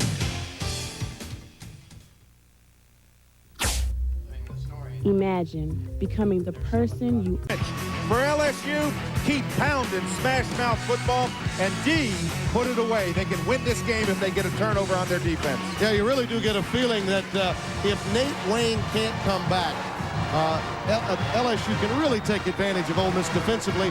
So if the Tigers defense can come up with a big play, that thing scoring off a turnover themselves, then Ole Miss is really in trouble. Well, Nate Wayne played one of those last plays. I saw him on one of the last plays, so that was a good sign that he came back in the football game. They can't play without him. They're not thick enough on their 2 deep. They're real thin up front. They've got good frontline players, but just don't have that caliber of backups. One of the things that makes SEC football so great, everywhere you go, the pomp, the pageantry, the colors, the sounds. It's a holy day of obligation, whether under the sunlight or the moonlight. When you're in sportsman's paradise, the state of Louisiana, on a college football Saturday. The second half is coming right up.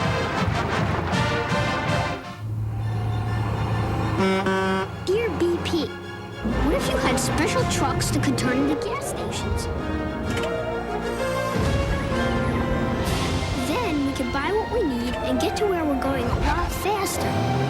Signed, Dan. Dear Dan, we like to keep people moving, from pay at the pump to fast BP shops. P.S. We sent your letter to our engineering group. BP, we keep you moving.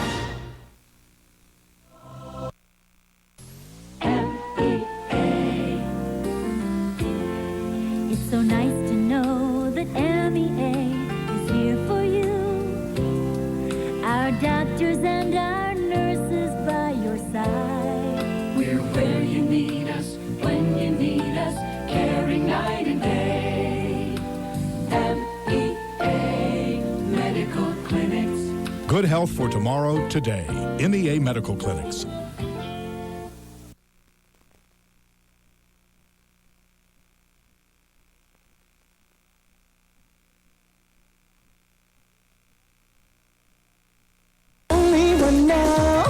There's only one time, there's only one heart, with only one mind.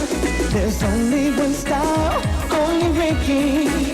There's only one, only Ricky. There's only one, only Ricky. So much fun, only Ricky. There's only one, only Ricky now. Weekdays at 3 on JTV 12. Nationwide Insurance.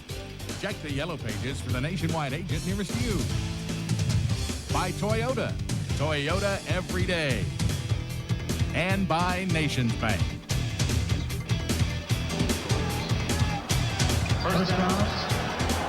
Another sellout crowd in Baton Rouge.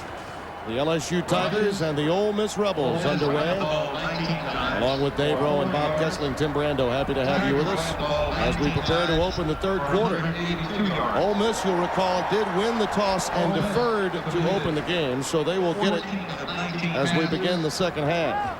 And, Tim, they have an excellent game plan. They use a lot of crossing routes, going to French, mixing it up, using Avery to the outside. They need to keep that. They just need to keep doing what they did well. They're in this football game because they played extremely well. LSU, they've got to come out and take control of this football game. I can promise you that Jerry DiNardo at halftime told his guys, say, listen, crank it up. This is not a walk in the park. Ole Miss is playing good football. They need to come out and play their style of ball. Kenyatta Lucas, John Avery back deep as Richie boots it. Almost through the end zone again. The Rebels will have it at their 20-yard line. Something we should point out, that though they do have the football, they don't have the wind. Patridge again will be going against the wind. here in the third. They will have it in the fourth quarter. You look at the possession chart, and obviously they were very successful early in this game, and the fumble and the missed field goal led to touchdowns, and for the opposition. That's very important. They have to maintain drive. Exactly, and 2 mistakes on each play. The 1 sack by Patridge, and of course the fumble. Dumps it out to Avery. What a read by Troy Twilley. He's the nickel back. 2 linebackers, and Twilley's got to make that play. In essence, the strong safety is playing the weak side linebacker. Yeah, look at Patridge. He gets stuck in the back on the play. It's a little delay, slip screen out to the flat, and Kenny Mixon, 59, just levels him. He gets up slow. Well, we have not seen Romero Miller, the highly thought-of freshman who normally gets some snaps in every game the Rebels play. There's that slant, and it's dropped. Little quick slant. Looking for Robert Reed. That's the play that was really devastating on the Tigers at the outset of this game. Well, you can't drop this football. It's a very, very, very catchable football as we look at Miller there. A young man that replaced Patridge in the second half of the Tennessee game for a couple of series and has performed admirably. Mississippi High School Player of the Year. Just a season ago, true freshman. Well, these initial drives, they really set the tone, and for Ole Miss, they need desperately a first down. Incomplete. So an outstanding start for LSU's defense. Reed, the intended receiver, again Twilley over there to cover. And the crowd responds to the Tigers defense. Well, LSU did exactly what they had to do. They came out, shut them down, 3 and out. They're going to get the football back, and we know how dangerous Falk is back there receiving the football. They should get great field position. Kevin Cooper to punt it away. Falk inside his own 40-yard line. Fair catch called for at the 44. The Tigers take over 1st and 10 after a 38-yard punt by Cooper. Louisiana Lottery Corporation is proud to be a sponsor. Well, we touched on it at halftime, and it certainly bears mentioning again. If you're Ole Miss, you say, well, we've got to come with our guns loaded. Nate Wayne's so important to this team, and let's go down to Bob Kessler. Tim, you talk about Nate Wayne, left in the first half. Now he's back in his linebacker position. He has a sprained ankle, a sprained right knee. They taped them both up at halftime. They're just going to see if he can go on them. They're going to run right at him to test it, and he's there to answer the call. Let's take a look at that possession chart for the Tigers. That had that 72-yard option play for a touchdown on that second series. But Ole Miss did the job in the latter stages of the first quarter and early in the second, and then the Tigers took advantage of power football. Well, you saw three of those first 4 series were 3 and out, and that's not what you want if you're LSU. LSU needs to play ball control. 2nd down, 6. The option. He'll be very close to the first down. Perhaps a yard shy, and that's all. Ronnie Hurd made the stop. Well, you see what happens on the play this time. They play the quarterback. As the quarterback goes down the line, you've got to make the quarterback pitch. Now, right there, you see right there, they make the quarterback pitch. Now it's one-on-one on the outside. Ronnie Hurd just kind of zeroes them in. That was a good play. Falk still picks up good yardage, but it didn't work as it did before because they made the quarterback pitch the football rather than turn up. He picked up 5 on the play, so it's 3rd down, a yard to go.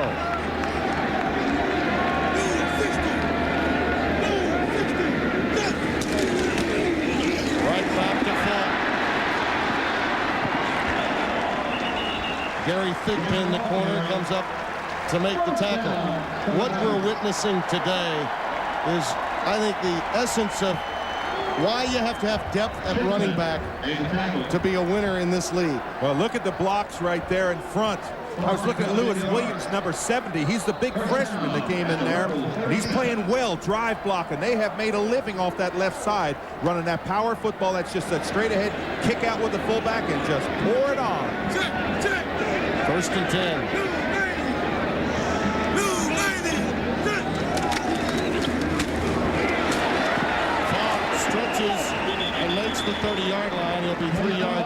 first down. Timothy Strickland comes up with him. And I mentioned this earlier. Yes, there are teams like Kentucky and Auburn that love to throw the football, but how many teams could lose a player as good as Cecil Collins and come back with the likes of a Kevin Falk and a Rondell Neely? Not many. Georgia, perhaps, Alabama, Florida, and then who else? Yeah, I can't think of. Aren't that many teams. Look at that rushing average, 8.9, and they just keep on wearing them out.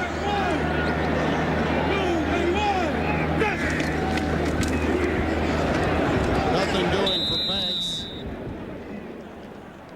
And the freshman, such a outstanding young man, both in the classroom and on the field. He scored a 33 on his ACT. So a young man, very knowledgeable. Stopped by Mitch Baker, number 90. Yeah, Baker getting a little bit of playing time in there. He's a sophomore, getting a little bit of few reps. And that's what Tommy Tuberville does so well, is he gets a lot of players involved in the game, keeps them active in practice, and lets them play during the game. Foster and Booty come flanked to the same side on 3rd and 5. Pocket breaks down. Tyler, well, he may have lost the ball. Fumbled it. I think he may have come up with it. That's an opportunity lost for Ole Miss. Boy, you see the look on from Brock Kreitz. The ball just bounced right back into the arms of Tyler in what could have been a turnover. Boy, it looked as if the ball came right out and just went right on the point. But look at the rush. Ole Miss getting a rush. Outside, that's Morris Scott, 95, breaking down now, coming up in there. Good. That's a good rush by Mitch Baker. And you saw the ball come out right at the tail end there. Casey Tabor will hold for Danny Boyd. His longest, only 30 yards. Block. Tabor comes up with it, and the Rebels will have it at their own 47-yard line. And this is just the kind of adrenaline that Tommy Tuberville needed to pump into his team. Well, I think the ball is just a low kick because they block it right over the middle. No penetration, but look, just up high. Strickland got it. Yeah, Strickland jumps right over top of the middle, and you're not supposed to block him in the middle like that because the ball needs to clear at about 8-9 feet over the line of scrimmage. Well, special teams have been a problem for DiNardo, particularly with Wade Ritchie's problems. He made the change and put Danny Boyd in. And in a close game, at some point, you got to figure it's going to cost him. That's Peterson. Inside Tiger territory at the 49. Cedric Donaldson wraps him up. Well, one thing that Ole Miss has done is they've shortened up their passing game. Those patterns are only 8 to 10 yards. And Tommy Tuberville wanted to take a lot of pressure off of his quarterback. A lot of pressure that defensive line has been putting on. They haven't been getting it to him because it's a short passing game. Look for French on that little curl. Look out there for Peterson. See if you can find Hurd on a crossing pattern. We saw Roan early. Short game. After that last miss, LSU's field goal kickers cumulatively 3 of 11 and 4 blocks. That's incredible. Avery trying to beat the linebacker to the corner. Shy of the first down, it appears, at the 46-yard line. Boy, I was watching Rufus French that time, number 9. He's in motion.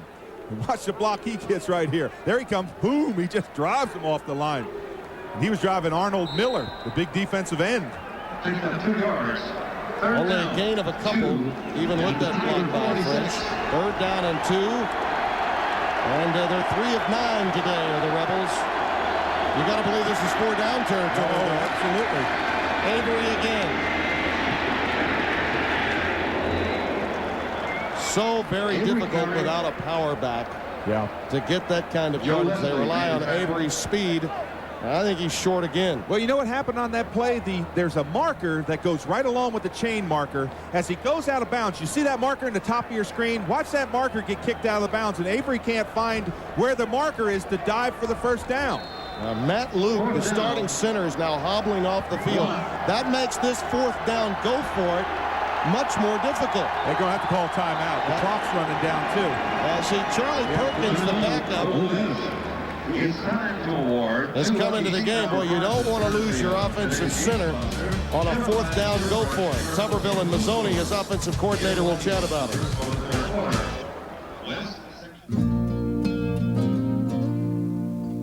This isn't just a car. It's a sign of how far you've come. So if it gets damaged, who do you want on your side? At Nationwide Insurance, we guarantee that your car will be fixed just the way it should be. Because we wouldn't have it any other way. Nationwide is on your side. When I came to LSU and I saw the campus and I met the students here, I knew this is where I wanted to be. There was no other place. There are 25,000 students here, but you kind of know everybody. I mean, you don't really, but you feel like you do. I was just impressed and overwhelmed at how much it had to offer. The LSU Honors College is the best educational experience you can get in the state, if not in the South. Students here love this university, and it shows. I could not find anything that even compared to LSU at any other college. When Mark Wallace picked a college, he made sure it was close, but not too close to home. After all, he didn't want his mother calling him all the time. Mark, yo, mommy's on the phone. Again? Again, man. Of course, he didn't know she'd get a great deal like Bell South's Area Plus and turn all those toll calls into local calls. Lots and lots of local calls. Hello, Mark? Last I heard, Mark was looking into the student exchange program. In New Guinea? Or further. Further's good.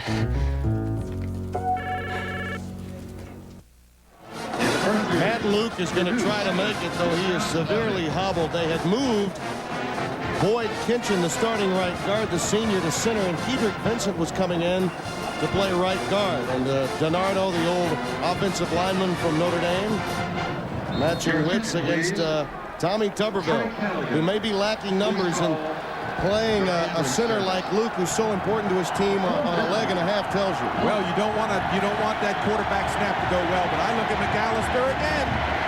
He's got it.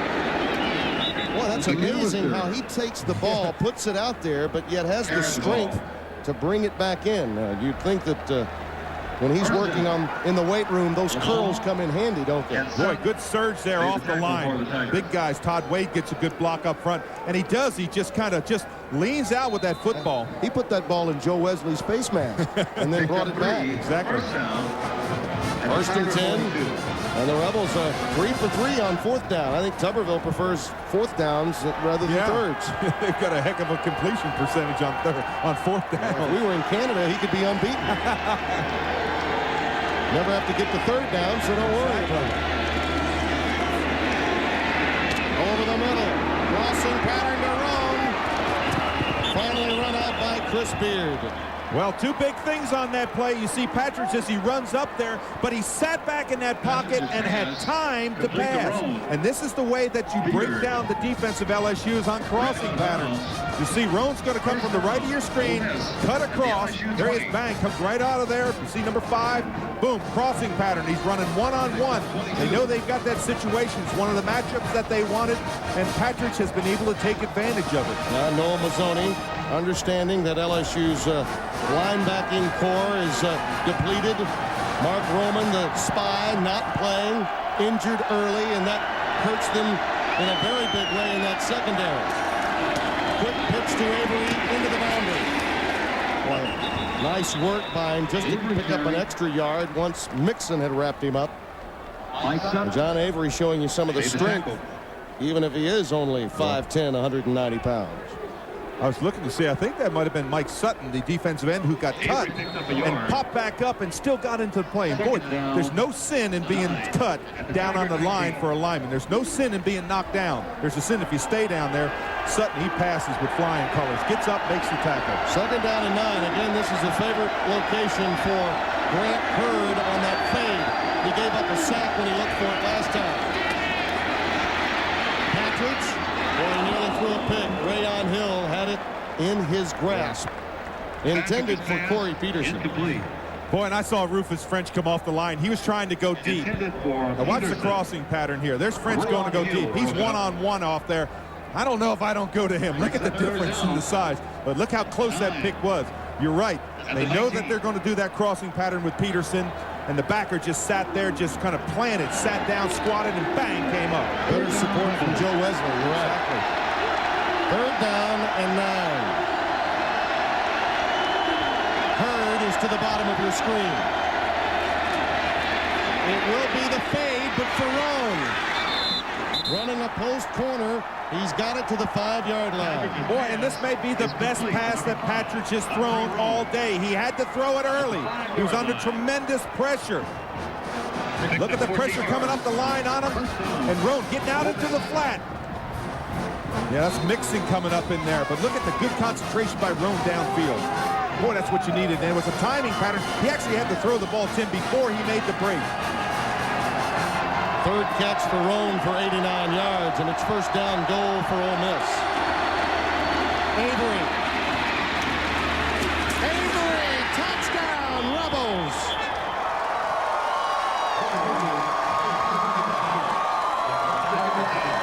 Well, that guy's on a pogo stick. You talk about walking a tightrope. He looked like he was bouncing around out there. What a balancing act as he goes in. You'll see he gets hit on about the 5-yard line, just kind of dives on one foot and goes in.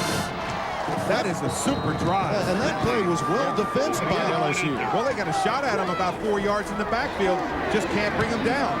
Ooh, that what a bad kick. All right, I think it was plant foot slip, and he missed the extra point. So you have to wonder now, does that take a little air out of the bubble? Tuberville says, guys, just run off the field. Don't come back with your shoulders and your heads down. Not after a run like this. Avery answers Kevin Falk with a quick 6. Dear BP, what if you had special trucks that could turn into gas stations? Then we could buy what we need and get to where we're going a lot faster. Signed, Dan. Dear Dan, we like to keep people moving, from pay at the pump to fast BP shops. P.S. We sent your letter to our engineering group. BP, we keep you moving. Advance Auto Parts presents part number 19. Don, our battery expert. You never know when your battery's going to die. But when it does, Don is here to help. Just let Don know what kind of car you drive, and he'll make sure you get the right battery. Better yet, get your car in here, and Don will install an Autocraft battery for you. Advance Auto Parts. The best part is our people.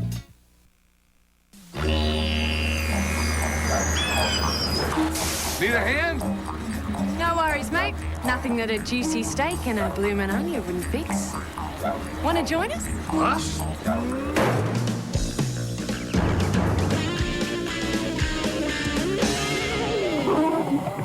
Gordon, sorry, he gets a little cranky when he's hungry. For an awesome steak and an Aussie good time, get to Outback Steakhouse.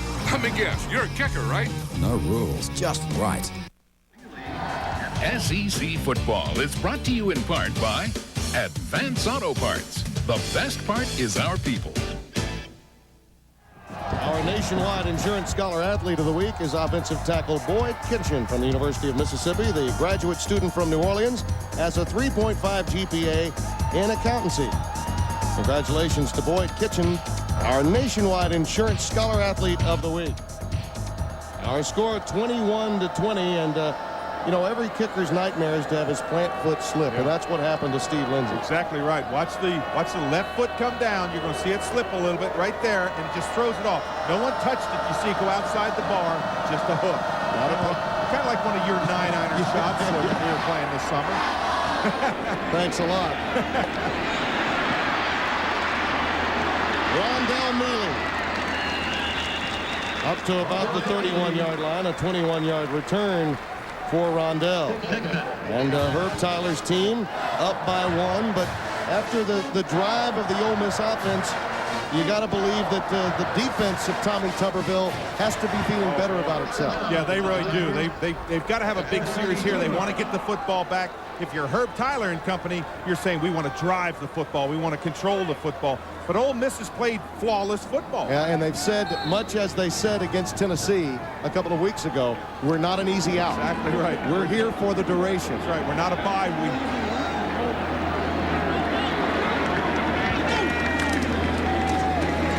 Here comes the bootleg pass. Tyler overthrown, intended for Larry Foster. Boy, did Tyler get stuck. Wow. Tyler's on that roll, coming out of the pocket on that roll, looking downfield.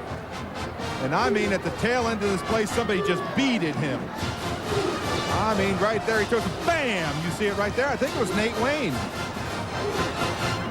It was Nate Wayne, the middle linebacker. He just beated him. 2nd and 10. And again, they roll him out. Coming back the other way for Falk, and was that read by Kreitz? That's why he's the leading tackler. Came to Ole Miss as a quarterback, and he certainly read the eyes of that quarterback, Herb Tyler, that time. Yeah, this is an old throwback screen. What you do, all the action goes to the right, and you look back across the field, and they're set up a screen play, but Kreitz doesn't fall for it. He knows that he's got Falk all the way. He's the only person out there. Well, when you're playing for Tuberville, you know you're going to see some of those plays in practice from your offense. Exactly. 3rd down, 15. Out of the shotgun.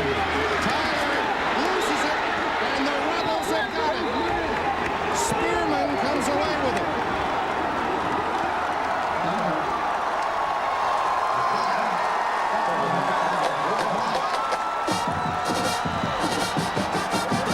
Yes, the adrenaline is back in the Ole Miss D, and they're here for more than the duration. Well, Tyler never sees from the backside. Look at that. He's carrying the ball like a loaf of bread. You got to put it away. Harrison in there swatted that football down. Good penetration. Look at Tyler. You see Spearman number 4 come in there. And they just whip the football out. And then maybe it's Harrison who recovers the football. Who causes the fumble on that play. Spearman came away with it. Oh, boy, what a big turn of events for Ole Miss. Now they have to capitalize. Out of the shotgun, Patridge. There's the fade. There's Hurd. He dropped it. Oh, he dropped it. No, he bobbled it out of bounds. It would have been a touchdown. If he's not bobbling it, it's a touchdown. Well, I think he may have been so conscious that the sideline was coming into play that it was almost too easy. Look at this. See, he's thinking about the sideline. Just catch the football. Yep. If he catches it, it's 6. Because he had 1 foot in without a problem. Boy, remember that play. Yep. Look at Patridge. He's got it. Oh, no. I talked to Stuart Patridge about that very play yesterday in their walkthrough. He says, you know, it's been there. We know we can go to it. And never had it been more open than right there.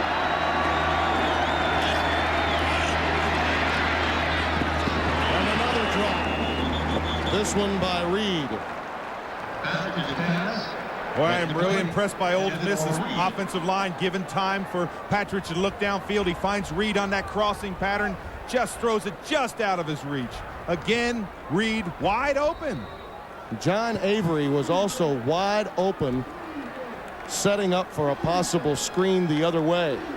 And I've got to believe that John went back to the huddle to remind Stuart Patridge of just how open he was. Well, backs will do that. They'll say, hey, run the same play. I'm wide open. Watch Rufus French on this play, too. He's the big target in the middle. But first they have to call timeout. Yeah, some confusion. Andre Roan did not know where to line up. Rebels trying to cash in, trailing by 1. It doesn't come easily in the SEC. Tuberville knows it. Back after a word from your local SEC station.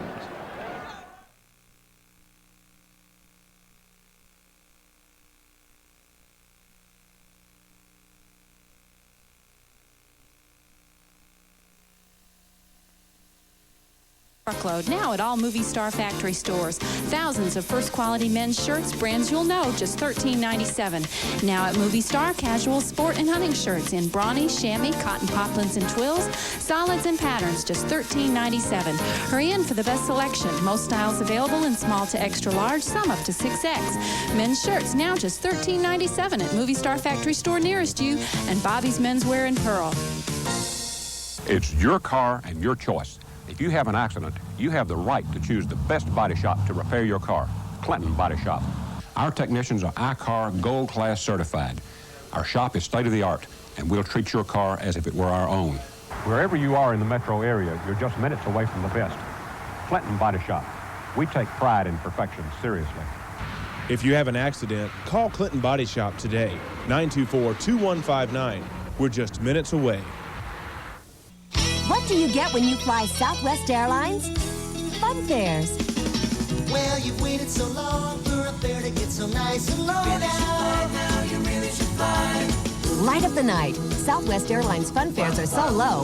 Want to see that again? Now you can fly just for the fun of it. With us, 'cause we got a lot of things to do now. You really should fly. And you'll have fun, fun, fun flying Southwest on a fun fair today. Fun, flying on a fun fair today. Hi, everybody. I'm Lee Owens, JTV 12 Sports. Area business people will be fighting birth defects with the annual March of Dimes Fall Classic on Tuesday. You're invited to come on out and meet LPGA Grand Champion Dottie Pepper. Support the March of Dimes Fall Classic this Tuesday at Annandale Golf Club. NCAA football on JTV 12 is sponsored in part by MEA. We're where you need us, when you need us. Don Evans, attorney at law. Leadco Home Improvement. Rebuilding the South. Clinton Body Shop. We take pride in perfection. Now, do they go back to him? Do they go to Hurd on that fade route? Do they maybe pick up French? They have many, many options, and they were all open. LSU's defense has been on its heels.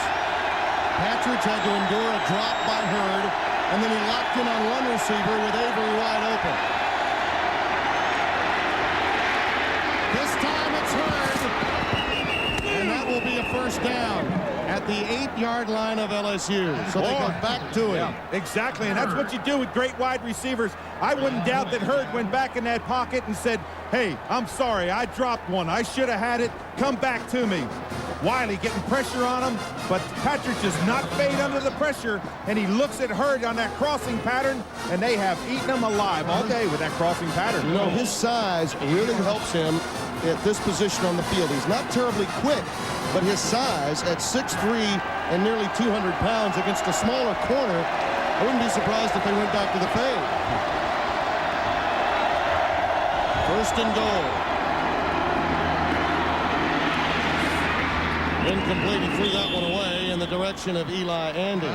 And Avery, the lonesome running back on the left side of the field. Did you see how wide open Avery is, number 20? Look at him. He's coming out here. Look, there's nobody. I mean, we're not even talking within 5 yards. Look how wide open he is. He's saying, hey, wait a minute. Look over here just for a second. That's an easy call when you're looking at it. Here come the Bandits. On obvious passing down, the extra linemen and linebackers, they fly to the football. Back to it. Alexander, touchdown. Alishma Alexander. And the Rebels take the lead.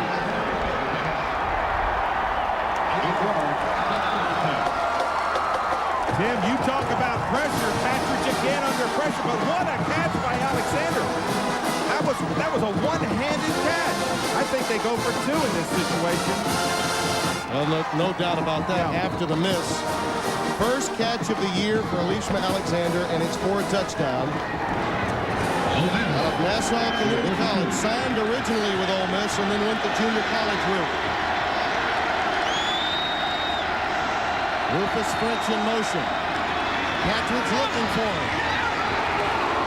Could have been picked, and it could have been 100 yards for Troy Twillie. That would have been a 100-yard, 2-point play.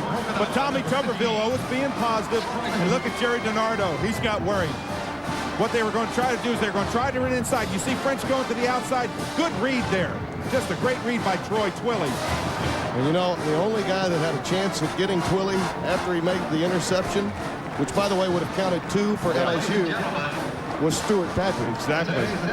26-21. And the Ole Miss Rebels have answered the Tigers' comeback after getting an early cushion in this game. Well, this is the touchdown. And watch Alexander, 17. Watch this catch. One hand. Look at that. Way out. Just kind of pulls it in like he took a lesson from Rufus French on that one-handed catch. How much does it help to have a guy like French 10 yards further back?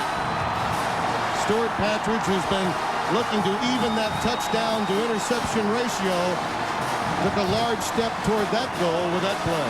Well, that was just, you know, one of the things that Tommy Tuberville and Noel told us both is that Patridge plays within himself. He doesn't force the ball. He doesn't make mistakes. He's not talented like a Peyton Manning or someone like that, but he plays fantastic football because he plays at the top of his game. Falk back deep along with Rondell Neely. Lindsey to kick it away. We've still got 6:40 to play in the third. It is a Pooch kick. Fair catch called for by Banks, the starting fullback. And LSU has it at the 28-yard line. Here's how we got to this point. A very active first quarter, obviously, with Avery, Tyler answering, and then McAllister, the 2-yard touchdown run. And since that time, Falk taking over in the second quarter on his way to a 108-yard first half. But it has been Ole Miss in the second half. Avery's touchdown vault, and then Alexander's first catch of the season for a touchdown. That was the first passing touchdown of the game for either team. Falk met at the line and bounces off. Every coach will tell you the greatness of a back is measured on what he gains after contact. Yep, yards after contact. Once you get hit, do you keep those feet going, or do they just die on you? And when you're Kevin Falk, you just explode. You get hit, you get those feet down just as fast as you can, and you pick up 5-6 yards after you're stuffed in the backfield. You know, missed extra points. You know, it's probably one of the most automatic things in football is that extra point. But boy, does it play a big part in the game when you miss one. 2nd and 4. Falk.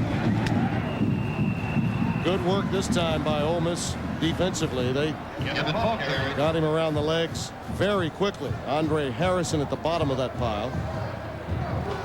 Well, you know, I know Jerry DiNardo. I can just imagine the thoughts going through his brain. He knew. He said, we just want to get rid of that rear view mirror so we're not always looking back. He said, we want to be able to look ahead. We want to be able to play. Get that emotion out of us and go on. The elite programs that are accustomed to being in the top 10, they get that done. Exactly. Tyler tucks it.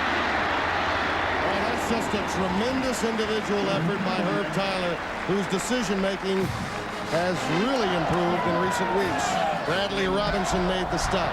And look at that. You can see the emotion on Tommy Tuberville because this is supposed to be a sack. Watch this. One hand in front of him. Now look at this move right there. Come back inside. Again, gets swatted at and just finds that first down yardage. That's individual effort. No time to find Tyrone Frazier because he was running for his life back there.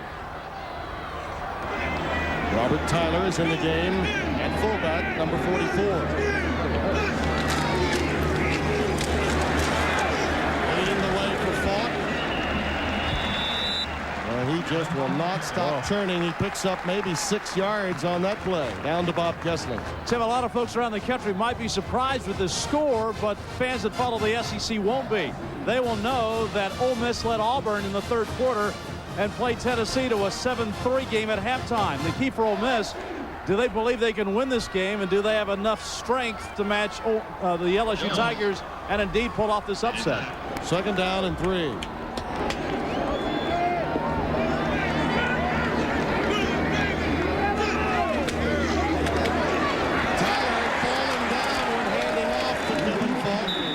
Well, that was a tough chance just to get it to him. And a big hole for Kevin Falk for the first down. And, Tim, let me tell you, this is just big man on big man. There's no fooling. Everybody just straight driving off. Good block right there in the up back. And that's Robert Tyler, the big fullback, coming in there blocking. And this is there, you know, it's almost as if you're going to take a stand. And that's what you like to do, is just get right behind big Alan Faneca. Look at what they've done behind him and then away from him. Not nearly as effective.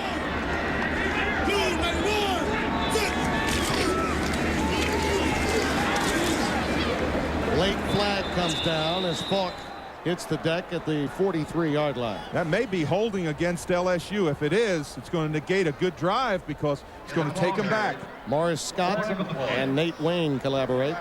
Holding on the offense. 10-yard penalty. Repeat the down. I wanted to go back to what Bob Kessling said about that Tennessee game. We should mention that on the opening kick of the second half, Ole Miss fumbled. Tennessee got a gift touchdown. Then Manning had a nice, quick touchdown toss to make it 21-3 very quickly in that game. Ole Miss not only got back in the game, but they had an opportunity to tie it if their defense could have come up with one stop in that last series that led to a touchdown for Tennessee. Philip Fulmer said afterwards, I'm so happy that in that East-West changeover, we don't have to play the Rebels next year. Well, Tommy Tuberville said he looks for technique, effort, and execution. That's all he asks out of his players. Rondell Mealy is in the game. Tyler's pass caught by Booty. Textbook. Boy, that is. You talk about concentration and good hands. Booty, as he's going out of bounds, looks that ball in, stretches for it. This is going to be just an out pattern. Just run to the side. Now plant. Bang. You get him turned now. Look out right there. And look at the concentration. Getting that foot down in bounds. Good catch. You got to catch the football. You hear so often about Josh Booty being his brother. At Woodlawn High School in Shreveport, Johnny Booty was one of a number of great quarterbacks in that school's history, including Bradshaw and Ferguson. Booty again. Oh, the fans they wanted the pass interference. They thought he got tripped. I thought it was incidental contact. No reason to boo. Now watch right here. He's got him beat, but the pass is long. But you see the foot kind of get clipped right there. That's Griffin. That's got the coverage. Again, maybe we can take a different angle of it. See, he just kind of goes down. The ball was far overthrown, too. I don't think that it really would have been a catchable football. Malika Griffin, you know, the legs can get tied up. He can go for the ball as well, and he did. Big play here for Tyler. 3rd down, 8 yards. Needs that 1st down. Out of the shotgun. Down he goes again. Walker Jones, 29. And a little help from his friends Johnny Jones, number 92. And, Tim, we're talking about a team that only had 6 sacks coming into this game. They only had 6, and they've already got 3 today.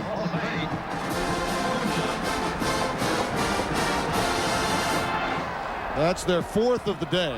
Whoops, I made a mistake on that, excuse me. But that's incredible. They haven't been able to get pressure on the quarterback. Now, this is the Boots punter, Jeremy Whitten, starting left fielder on the football team.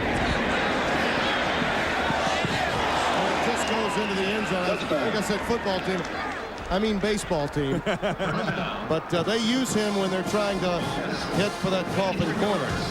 And don't forget next week, Tim Couch, perhaps the heir apparent to Peyton Manning. Well, you may see him, or Alabama and Ole Miss, our Bell South SEC game of the week.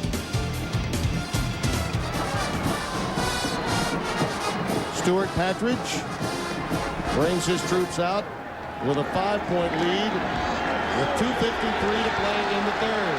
Well, if you're Tommy Tuberville, you're thinking, don't make a mistake. Don't force the ball.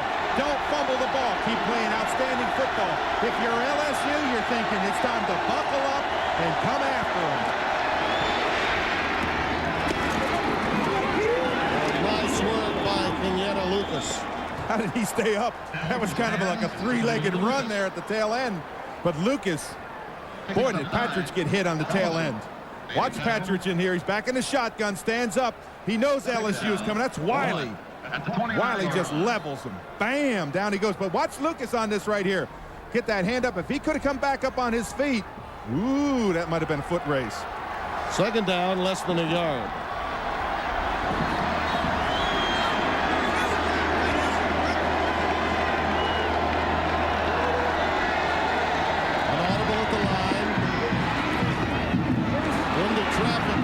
Double coverage for LSU against Rufus French, and it's knocked away.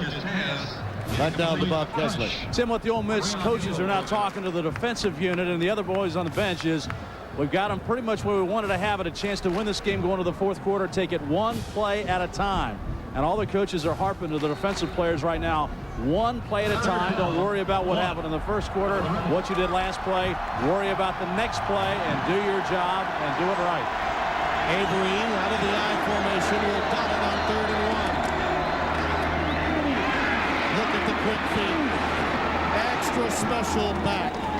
Wow. Will make a play when you need it. And that's a 1st down, Ole Miss, up at the 37-yard line. Tim, this is a one-hole play. It's designed to go up the middle.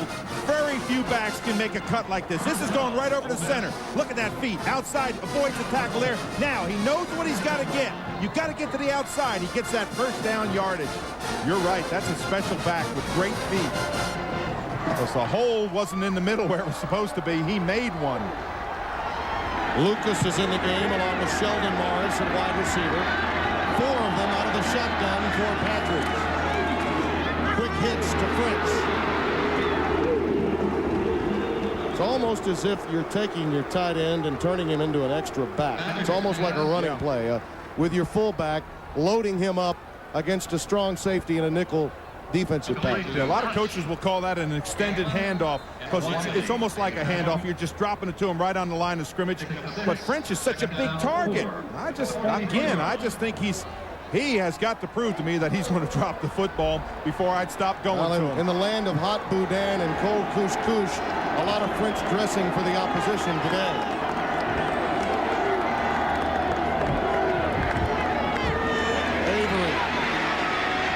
Again, just that extra jitterbug will net him a couple of yards that most running backs simply would not make. Well, Joe Wesley had him for about a 2-yard loss. He was out on the flank. He had him, and all of a sudden he just, as you said, just did that jitterbug and picked up about 3-4 yards. I mentioned that because I know that was the dance of your day. Well, thanks there, buddy. What was yours, the Charleston? 3rd down and 3. And the crowd rises to its feet. You know what I do? I'm going to the big man, French. Let him come off that line, be a big target.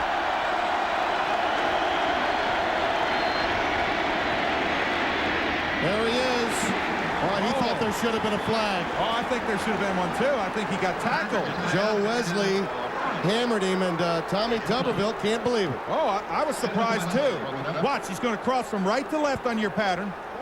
Timothy, he's a delay off the line. Now, right here. Look at him right there. Does he get hit right there? Oh, that's interference. Oh, yeah, he's hooked. He's hooked. I think that's Joe Wesley who hooked him. That was a good play by Wesley if you can get away with it. Yeah. Oh. And he did. Yes, he did. But he got hooked.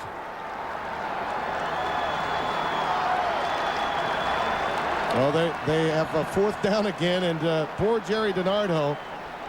Who do I put in on 4th down? Yeah. You know, having to deal with that in virtually every series. Well, I think you just got to punt this away. I'm sorry. And now I don't like the second-guess coaches.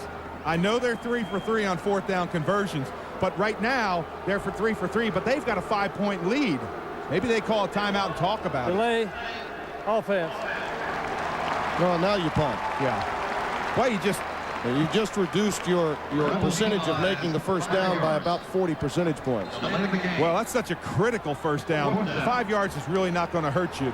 And you also take some time off the clock. Falk is back deep. Boy, is he dangerous. Well, that's one of the reasons why you go for it on 4th. It's a quick kick. Cooper gets it out. Falk is ready for it. He's got a lot of room. But Morris does a nice job. The gunner, they call him, on special teams, number 86. If he doesn't make that play, Falk has 30 yards with not a rebel within sight in front of him. He does. He caught it on the run. And Morris is the most valuable player on special teams week after week. And look at the field that he had. If he gets by Morris. Illegal substitution on the defense. Oh, wait a minute. They had an illegal substitution on that quick kick. Now, it was 4th down and what? Well, remember, it was a quick kick. It was 4th and 8. All right, 4th and 8. After the 5-yard penalty. Okay, so that won't give him a 1st down. Oh, but it makes it 4th and 3. So, again, you've taken your percentage. Now you want to go back for it. You've taken your percentage of 40, but you got your 40 percentage points back. All right. Well, I know, and they're 3 for 3 on that 4th down. Substitution fraction on the defense to be penalized for previous spot. 5 yards, 4th down. And now, I think you seriously consider going for it again. Now, wait a minute. I think he may. You got to remember who's coaching this game. All right. No. Tommy Tuberville is not your conventional decision maker here. You're right. He's the gambler. Look at him right now. You can just read his mind. He's saying, you think we can make this? Got a couple of SEC road wins. You remember that Georgia game we had last year? Yeah. Now, that was not a conventional win. I mean, he did a lot of different things. Remember now, they do have a fake punt in their package. They sure do. They have a fake punt.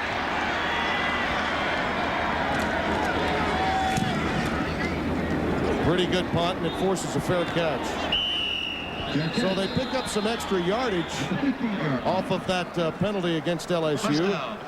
And the Tigers will have it 1st and 10 at their own 15-yard line. A good argument between us, but you know that penalty really came into play because they picked up about 20 yards on that penalty because of where the kick would have been and because of where the kick is now. So that was a good decision. Well, the other thing, too, Tuberville's coaching style, you know, you go to a quick kick, you can't get your defender out there in time, so now you've got an illegal substitution. I mean, he helped force that penalty.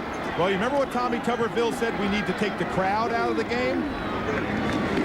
1st and 10. Fought, tripped up. That should be the final play of the quarter. Timmy, have you ever heard it this quiet here? I've been here many times for many years, and everyone told me, though I was not in this building a week ago, it was louder than it had ever been. The loudest I'd ever witnessed it as a young broadcaster here was in 1979 when #1 USC came in, and LSU played them off their feet before losing 17-12. But it's a bit more quiet this week. And the fans get back into it. And the Tigers put one back-to-back. We'll soon find out. Come into Shoney's now and start your day out right with Shoney's Unlimited Breakfast Bar. Fresh fruit, scrambled eggs, bacon, sausage, cereal, pancakes, and more. All you care to eat. So you get to enjoy breakfast just the way you like it 7 days a week at a great price, even if you only make one trip through. But then we haven't seen anyone resist seconds yet. The Unlimited Breakfast Bar only at Shoney's. Let's eat.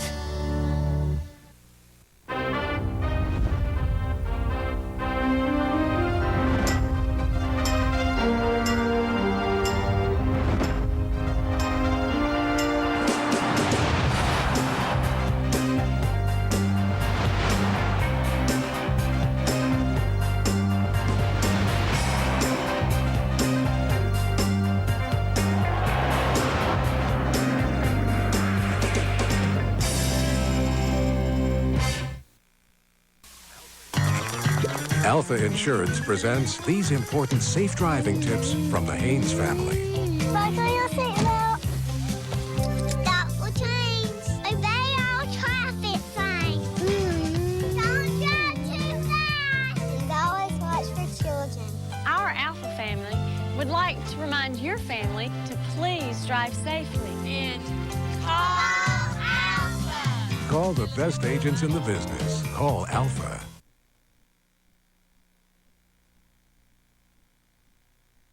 Quieter place a week after the Florida game against the Ole Miss Rebels. Remember, a rivalry game like this one, you never know. And Tommy Tuberville has his team right where he wants. Oh, he does. He wanted to be in this game in the 4th quarter. He is. Now he's got to just play perfect football. But, you know, you have to realize they're one Kevin Falk run away. Yeah, or an option. Or a Herb Tyler option down the field. So they've got to play perfect football to stay in this. Those have been really the two go-to plays, either Falk behind Faneca or the option series, which Herb Tyler runs so well. And really, Ole Miss defensively has only been, say, 50-50 in defending it. Yeah, and one thing you want to do if you're Ole Miss is you want to make LSU, you don't want to give them good field position, you want to make them drive the length of the field. They're a very capable football team of putting 8-10 plays together and driving the length of the field. This time it's Falk running behind Faneca. Well, he got a great block by the official that time. The official down in the pile. Let's take a look at our stats through 3. LSU's passing yardage down significantly, though Booty did make one critical catch in this half. The total yards with the Rebels, they're doing it both in the air and on the ground. Yes, they are. 16 first downs. They're playing ball control. They're playing smart football. They haven't made a big mistake yet. Quarterback draw. A first down at the 40-yard line. And Tyler says, I'll just do it myself if I have to. This was designed all the way. This was going to be quarterback draw all the way. Drop back now. Look for the hole that he has to run through. But again, look at that. Broke a tackle there, broke another one there, kept his balance. Just picked up a lot of yards on his own. That is just amazing. Herb Tyler's one of those players that just Seems to rise when he's needed. Here's the option. There's the pitch. Well defended by the Rebels to the wide side of the field. Ronnie Hurd, who had the miscue on that 72-yard jaunt in the first quarter of this game. Between he and obviously Timothy Strickland, they've got a lesson in how to defend the option today. Well, they played it well here. Make the quarterback pitch. Now, come up and make the big tackle. Don't let him stiff arm you. Anytime somebody stiff arms you, what you do is you grab and you hold on to his arm. If he's putting his arm out there, you grab it and you ride him down. Look at that, 167 yards for Falk. But let's say this about Avery. He's been used as a receiver far more often than Falk. Well, you see the results, too. Each of them have 2 touchdowns. Falk gets a couple of yards, if that. Ronnie Hurd, the strong safety, 7 tackles for him this afternoon. You know, in talking with Morris Watts, their offensive coordinator at LSU, he said, you know, one of the reasons why you have to keep the option in your package is just to make the opposition work on it during the week, because so few teams really use it in critical situations in this day and time. Exactly. That forces you to take some of your practice time and work against it. Well, there have been big downs in this game. This is a big down for LSU. They do not want to give this football back to Ole Miss. 3 wide receiver set. Here comes the blitz from Kreitz. Tyler resourceful against it. Finds an open receiver. Larry Foster, what a marvelous move by Tyler, reading the blitz from Kreitz and then breaking contain. Now watch what Kreitz does on the blitz. He goes inside. Right there, he goes inside and gets blocked. That allows Tyler to come to the outside. Look at him directing his wide receiver. Good block there, Falk, just coming up, just keeping it inside, and look at him, just directing downfield, looking downfield, finding his wide receiver. DiMaggio and Hankton, the 2 tight ends, are in the ball game for LSU. They fake the option. They look deep for Foster. Malika Griffin has been picked on by virtually every quarterback and every offensive coordinator in this league. Though he had a step, did Foster. Griffin with a nice recovery. Well, if I was Malika Griffin, I'd say I'd rather be lucky than good, because this is just a drop. Foster's got this. You see the fake action now. Look downfield. You got him one-on-one. Look at the separation he has. This is nothing that Griffin does. Foster just drops the football. I'd rather be lucky than good. You're right. The only thing he could do was reach and try to grab those arms after the catch was made. Although that time Foster just let it get away. Falk. Boy, what a move by Falk that time. He was going nowhere, and he zigzags inside and picks up about 4 yards on the play. Timothy Strickland, the sophomore from Hamilton High School in Memphis, Tennessee, playing free safety, making the tackle. I see Morris Scott getting up real slow. I think he got hurt on the play. He's the defensive end on that side. You see him going to the sideline. Nate Wayne coming in. Now they bring their rush team in. What you do is you have 3 down linemen, you go to 4 backers, and your nickel defense, you try to get up there, get some pressure on them with the 3 linemen, maybe blitz, but you got to cover the pass. 3rd and 7. Tyler again on his own, hammered shy of the first down at the 35-yard line. They'll be 2 yards shy. What a hit by Kreitz on that play. And you're hearing the fans say, go, go, go. Kreitz comes all the way across the field. He's a former quarterback. He knows what it's like. Watch him when he zeroes in on Tyler here. Right here. Gets him everything. Boom. Just get him out of bounds. It's actually 4th down and a long 2, almost 3. So this is no chippy. But to borrow a page from Tommy Tuberville, Jerry DiNardo, 5 down, wants this series to work. Well, if I had to put it in the hands of somebody, I'd put it in the hands of Tyler. Or Falk. And they read the option.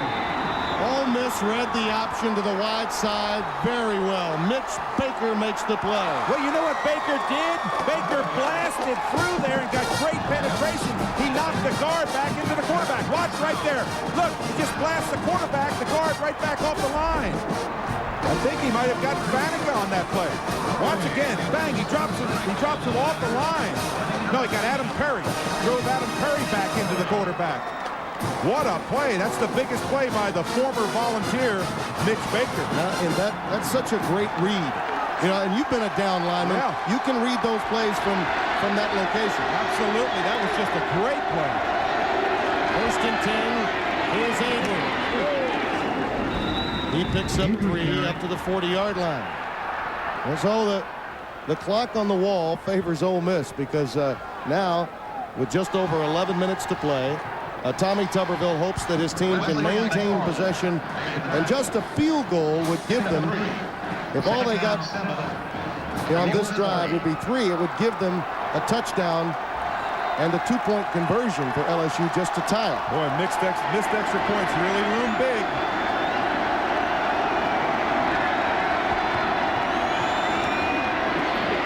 Pump fake, and there's Hurd wide open. Touchdown!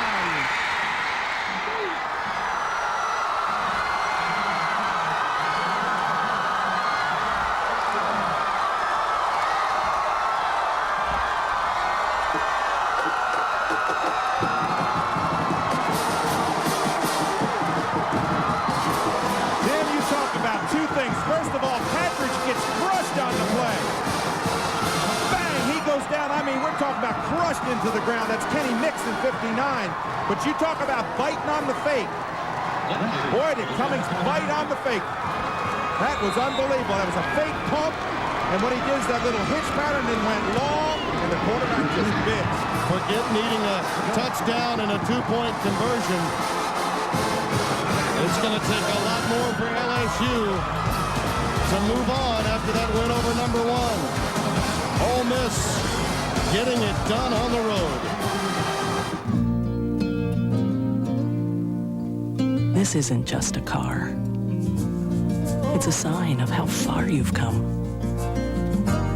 So if it gets damaged, who do you want on your side? At Nationwide Insurance, we guarantee that your car will be fixed just the way it should be. Because we wouldn't have it any other way. Nationwide is on your side. Every year, millions of gallons of motor oil are poured down drains, dumped on the ground, and tossed into landfills. It's a crying shame for the environment and for everybody in it. That's why Advance Auto Parts provides free oil recycling at every store 7 days a week. Bring your used motor oil to Advance and make the future a cleaner, safer, happier place. For all of us. Advance Auto Parts presents the SEC Good Works Team, recognizing the superior community service efforts of league football players. Today's honoree is fullback Marquise Spears from Louisiana State University. Marquise speaks on a regular basis to area high school students to address staying in school and avoiding drug use. He also visits Angola State Penitentiary to speak to prisoners. Advance Auto Parts is proud to salute Marquise Spears and will contribute $1,000 to the Make-A-Wish Foundation on behalf of the SEC Good Works Team. Tim, you talk about biting on the fake. Cummings just bites on this fake. Watch the fake pump right here. Right there is the fake pump. That's what Cummings came up on.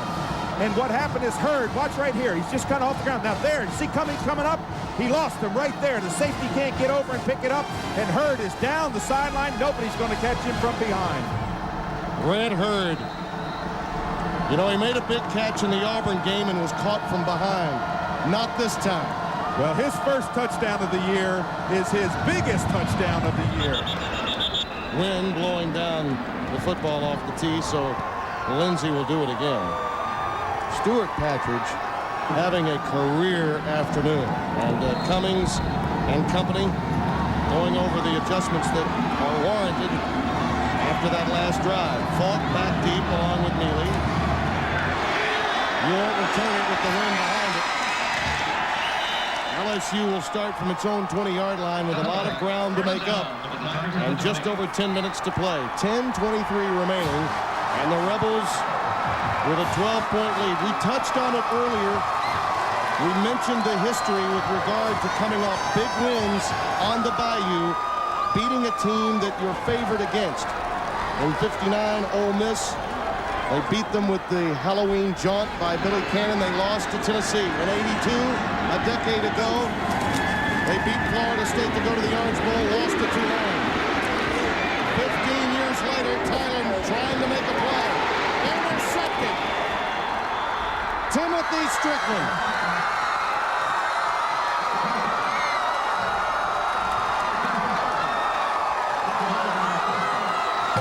And this is a shocked Tiger Stadium crowd of better than 80,000. They can't believe they're witnessing this yet again. I can't believe the pressure that Herb Tyler is under. He's got to get out of the pack. Look at the pressure from the backside. They're in his face. He doesn't see this, but Strickland just watching the quarterback's eyes. He just zeroes in on. Look, he's coming from a strong safety spot. Strickland has his first interception. He blocked a kick. He's got 5 tackles. He's been Superman back there today. Patridge has Avery wide open. Twilly made a near touchdown saving tackle. You know, I think that may have been the play. I was just going to say the same thing.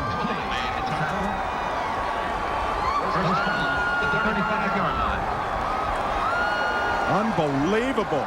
Unbelievable. Now that, I think what they did on that play is I think that they came and they said, hey, wait a minute. All of a sudden, we've seen Avery come out of the backfield. We see he's been wide open, and they just made him wide open. They finally went back to him. But look at career passing yardage, career high for Stuart Patridge. Avery tries to cut back inside the 35 to the 34-yard line. Boy, you think Jerry DiNardo doesn't have some concern? Well, we mentioned that the defense for LSU needed to make a big play in Rose Rewind to put it away. Now they need a big play just to get back into it. Well, it's huge. I mean, it's a huge turn of events. But I'm really surprised. I mean, we're talking about a defense for Ole Miss that came in with 6 sacks and 4 interceptions halfway through the season. Patridge. Caught. French has it at the 28-yard line. 3 yards shy of the first down. Penn State, a team that traditionally gets it done against teams they're favored against after a big win. Joe Paterno's team down today, but they survived Minnesota. Yeah, they were down. They had that big win against Ohio State last week.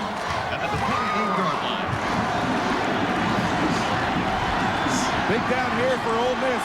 3rd down 3. Don't make a mistake. Keep the ball. You're in field goal position, and they have the wind at their back. That's Reed, and he's shy of the first down by about a yard. But that hasn't stopped Tuberville in the past. No, I think you're field goal. I think you got to be thinking field goal in this situation. Now you finally have the wind at your back. Now, well, this is that little slip out to the flat. Try to run them deep. Little flip out to the pass. Now, try to get that first down yardage. He tries to make a good cut. Back inside. Reed does not pick up the first down yardage. It's going to bring up a 4th down. Now the decision is, do you want to run as much time as you can off the clock? Look at the smile on Tommy Tuberville's face. He's going for it. Wait a minute now. Wait a minute. He's going for it. You're right. Oh, is he the Mississippi Gambler? Hasn't stopped him before. Oh, he's had a lot of luck on it. He's been 3 of 3. Play fake. He's going for a knockout punch. What a great play. That's Andy. He used that play on 4th down at the goal line against Georgia last year. Exactly. Same play, safe play, but let me tell you what it does. It keeps the clock going. He cannot give up the football because he knows how quickly LSU can score. And look at this. Run Reed out of the back, or ending out of the backfield. Find him. Patridge will never have a bigger day than he's having right now. He's now used on that catch by Eli Anding 10 different receivers in what is a career-high 346-yard performance, 27 of 40 for Patridge. Avery down to the 10-yard line.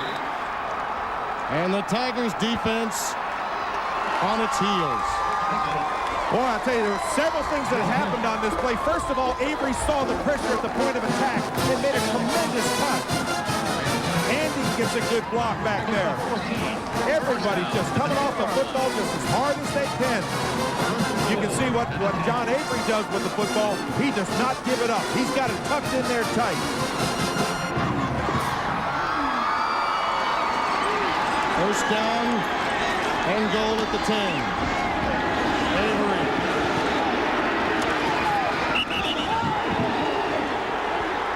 On the 3-yard line.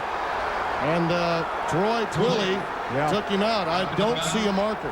Now I do see one. Yes, I do. Yeah, there's one thrown way out of bounds. Dead ball. He was out of bounds. Personal foul. Defense. Throw him to the ground out of bounds. Half a distance.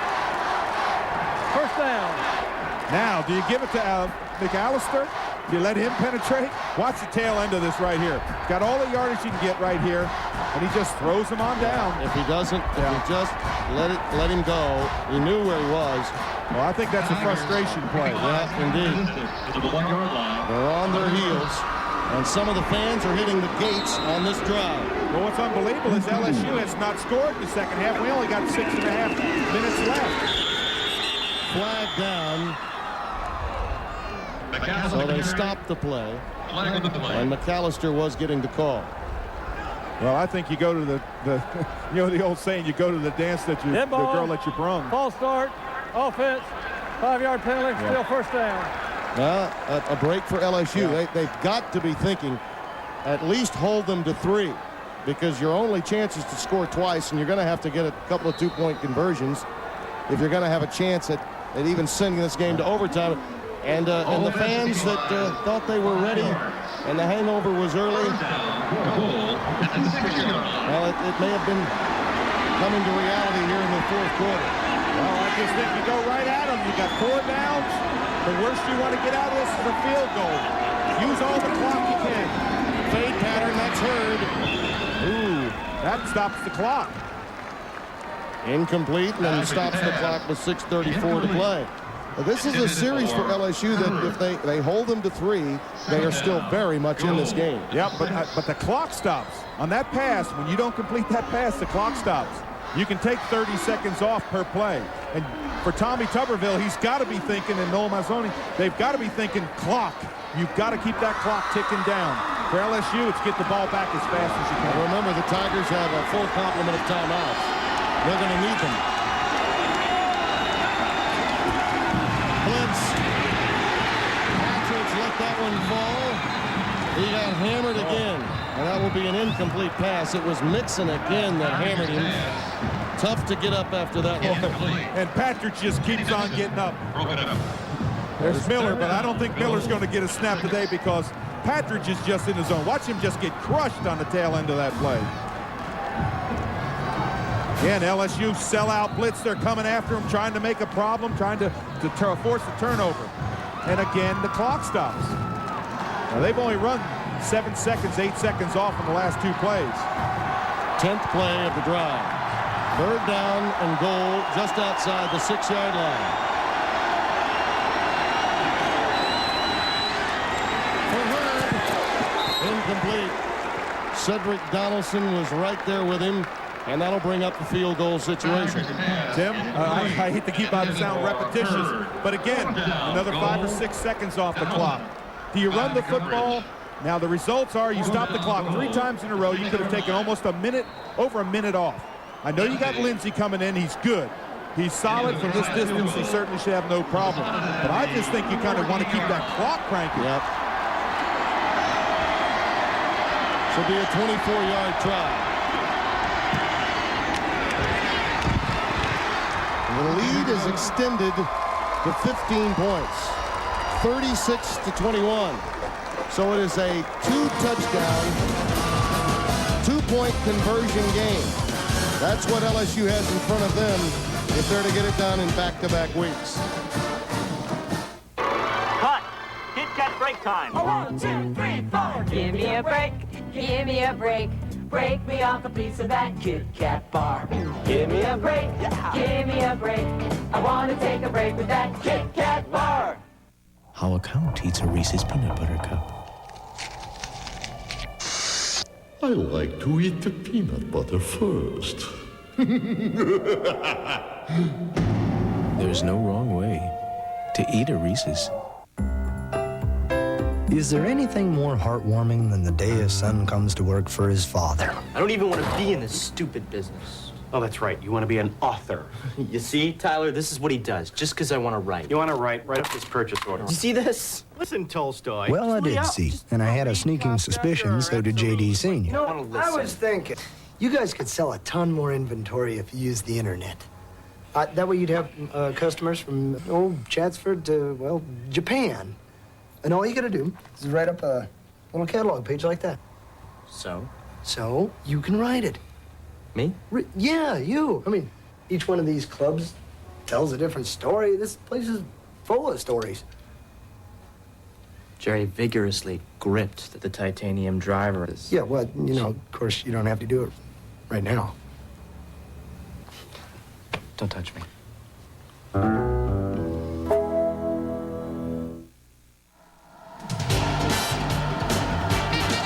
SEC football is brought to you in part by Shoney's. Steve Lindsay prepares to kick off along with Bob Kessling on the sidelines. Dave Rowe in the booth. Tim Brando, happy to have you with us. Kevin Falk, a huge afternoon for him, but he's going to need to perhaps have a 300-yard day if LSU is to come from behind to get this one. Jimmy's in one of the most dangerous positions that he can be in, and that's returning kicks. Remember what he did last year? He led the SEC. But with that strong wind, you're not going to have an opportunity. You know, it's interesting. Rondell Mealy back there with him. We touched on what a quality back he is, but he's been a non-factor this afternoon, and you begin to wonder just how fresh will Falk be. I know he's your, as Keith Jackson would say, bell cow player, but Rondell Mealy figured to be a player of much greater impact today than he has been to this point. 1st and 10, Tigers at their 20.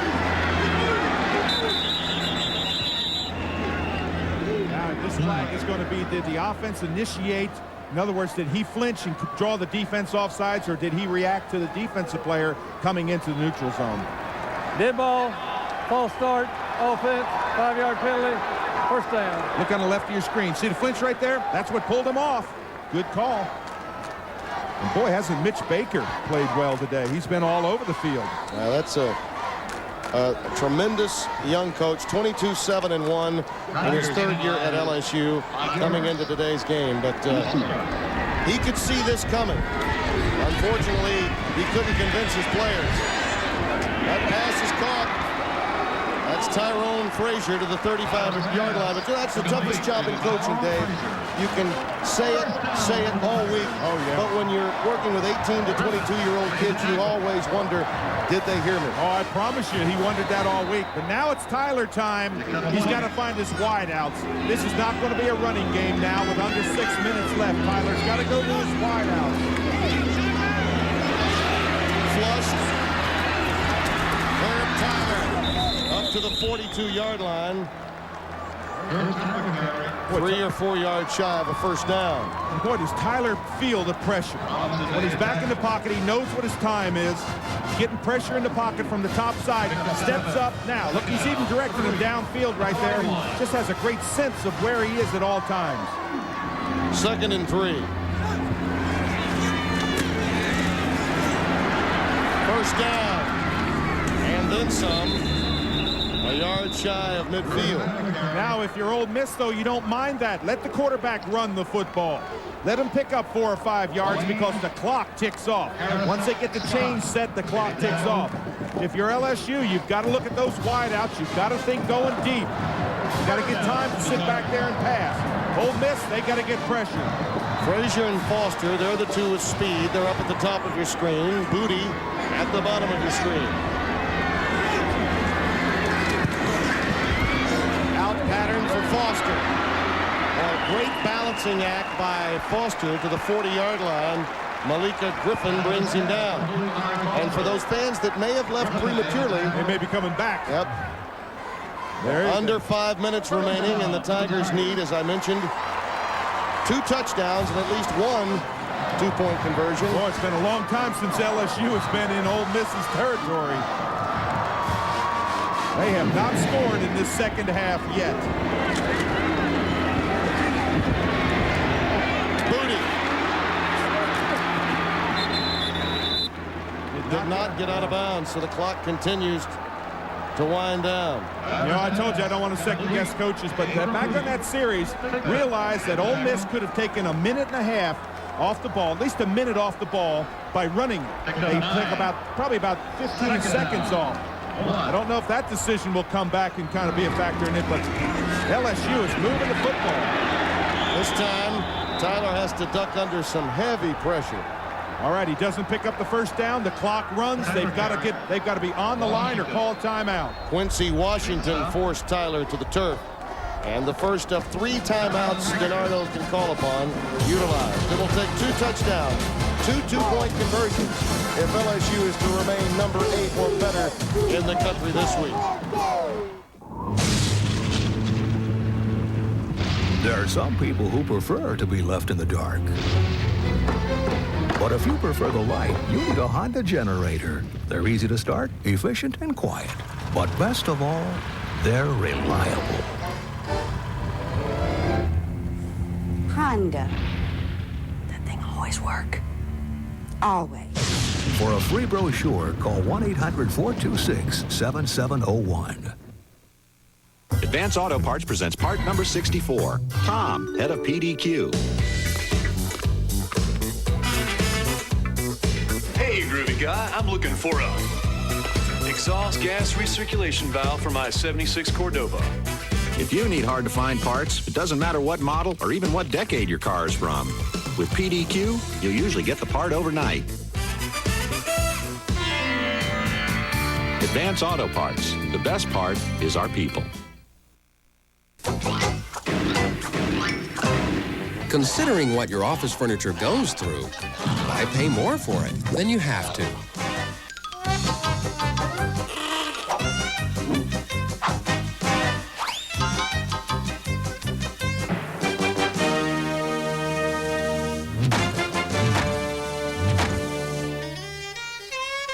Just a thought from Office Furniture USA. 50% off every day. SEC Football is brought to you in part by Advance Auto Parts. The best part is our people. They're down in 3 coming up for LSU. 4:09 remaining, trailing by 15 to the Ole Miss Rebels, trying to do to the Tigers what LSU did to number 1 a week ago. Well, first of all, 2 situations for LSU.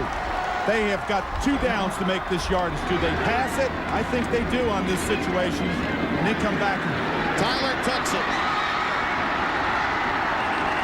That's a great decision to the 16-yard line. The clock moves. 2 timeouts remaining, but it does stop so the chains can reset with 4 minutes to play. Well, this was not designed to be a run, but Tyler just kind of ad-libs on his own and rushes up there for the first down. This is definitely, as you say, 4-down territory right here. They stop the clock by moving the chains. Tyler out route, but right there with Foster. Thigpen, number 30, the junior from Cleveland, Mississippi. Boy, did Thigpen stick him. Hello, how you doing out here in the flat? He's done a nice job in man-to-man coverage much of this day. They haven't thrown at him that often. Malika Griffin's been getting a workout. 2nd down and 8. Tyler in trouble and sacked at the 15-yard line. And that'll allow the clock to continue to move. Andre Harrison coming up with another sack. That's 5 on the day. They only had 6 coming in to this game. They're going to double their sack output today. Now, again, they have to hurry. You've got to have time left. 3rd and 8. You want to save those timeouts. Right to Frazier, but shy of the first down. But they kept him in bounds. Didn't allow him to get out of bounds. The clock continues. It ticks down under 3 minutes. Now the timeout coming. It's as big a play as the Tigers will have. 4th down and 3. 2:50 remaining.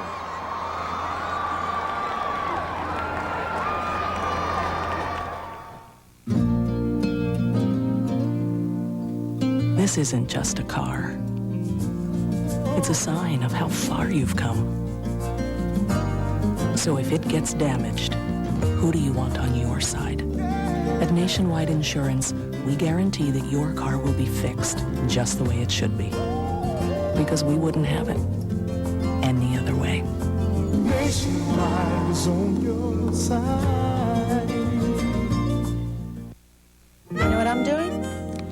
I'm applying for a loan. This is Nations Bank. Well, not this, but, you know. See, Nations Bank gives you tons of ways to do your banking. You can actually get a loan over the phone. Hello. Transfer funds, too. Oh, could you hold on a second? Thank you. And they have branches all over. ATMs, just about everywhere. I can even stop by Nations Bank on the net. Oh, I'd show you, but I'd have to get up. Hi, I'm back.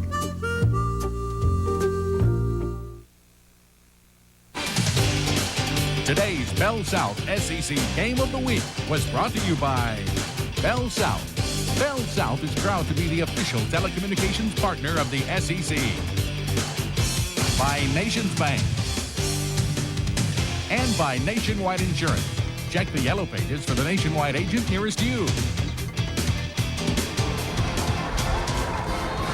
Much of this crowd really vacated Tiger Stadium during Ole Miss's last drive that led to a field goal to make it 36-21. Some of them may return if the Tigers can convert on 4th and 3. This is your ball game. Tyler to Booty, he dropped it in the end zone.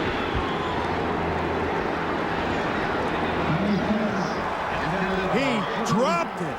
He just dropped it, Tim. First down. As big as those catches were last week, many of them deep in Tiger territory to keep drives alive. The freshman, Abram Booty, their best hands on the field, will never forget this. Look how wide open he was. It wasn't even close. He just dropped it. He made a great move to get open. Faked that corner, came back to the post. He was wide open. Nobody was near him. First down. Avery beyond the 15 to the 18-yard line, and now the few that had remained hit the gates in mass. And the congratulations already coming from the Ole Miss faithful to their young team with their biggest win in a very long while. Well, the announcers for today's game selected and compensated by Jefferson Pilot Sports. Our broadcast is a copyright presentation. Any use of this broadcast without the express permission of the Southeastern Conference and Jefferson Pilot Sports is prohibited. Now, the college game is one of emotion. Sure it is. And last week, LSU had all of it. Jumped on number 1 out of the gates to a 14-0 lead. Rode that wave of emotion to a huge upset. First ever upset of a number 1 team in the 104-year history of the institution. But that's why the college game is different. And Tommy Tuberville looked at the schedule and said, you know, I like my chances of pulling an upset, catching this team in this situation. And the rest of the schedule, the Rebels now are going to move right back into the thick of it. They get Alabama at home next week. Then they get Arkansas, non-conference game with Tulane, Georgia, and Mississippi State, the Egg Bowl to close it out. And the Western Division is as wide open as it's ever been. It's never been this wide open. McAllister to the 21-yard line. And all you're thinking on Ole Miss is don't fumble the football. First down, gives them 4 more downs. They get to move the chains, and it's just a stunned crowd. Look at Jerry DiNardo. And you know what's amazing? It didn't sneak up on him. He knew. He knew it. He told his team. He's been around this business far too long. They have to play at Kentucky, then at Bama. Notre Dame here at home, and then Arkansas to close it out on a Friday. But this is a Tigers team that their chances of getting to Atlanta for the SEC title game, one would think, diminished drastically off this loss.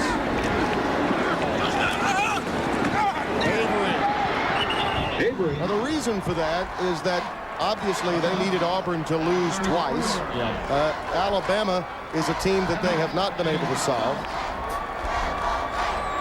The roller coaster ride for the Tigers program. We touched on it earlier. It happened in the 50s, happened in the 60s with a team that won the SEC, and because Notre Dame wanted to play in a bowl game, the Cotton Bowl, they were out of the bowls altogether in 69. And then 82, Jerry Stovall's team, oranges were being thrown on the field the following week. Vegas, Spence, Gibson, and Tulane pulled off an upset at Tiger Stadium. And you add to that the 70s game when they beat Ole Miss by 1. And then that followed that up with a loss. Look at Tuberville. He got dumped. He said, go ahead. Woo, it's that cold, but I'll take it. Well, not a bigger win for him. We're going to have to search the record books to find out how big a win this is for Ole Miss, because it's just an incredible victory for them.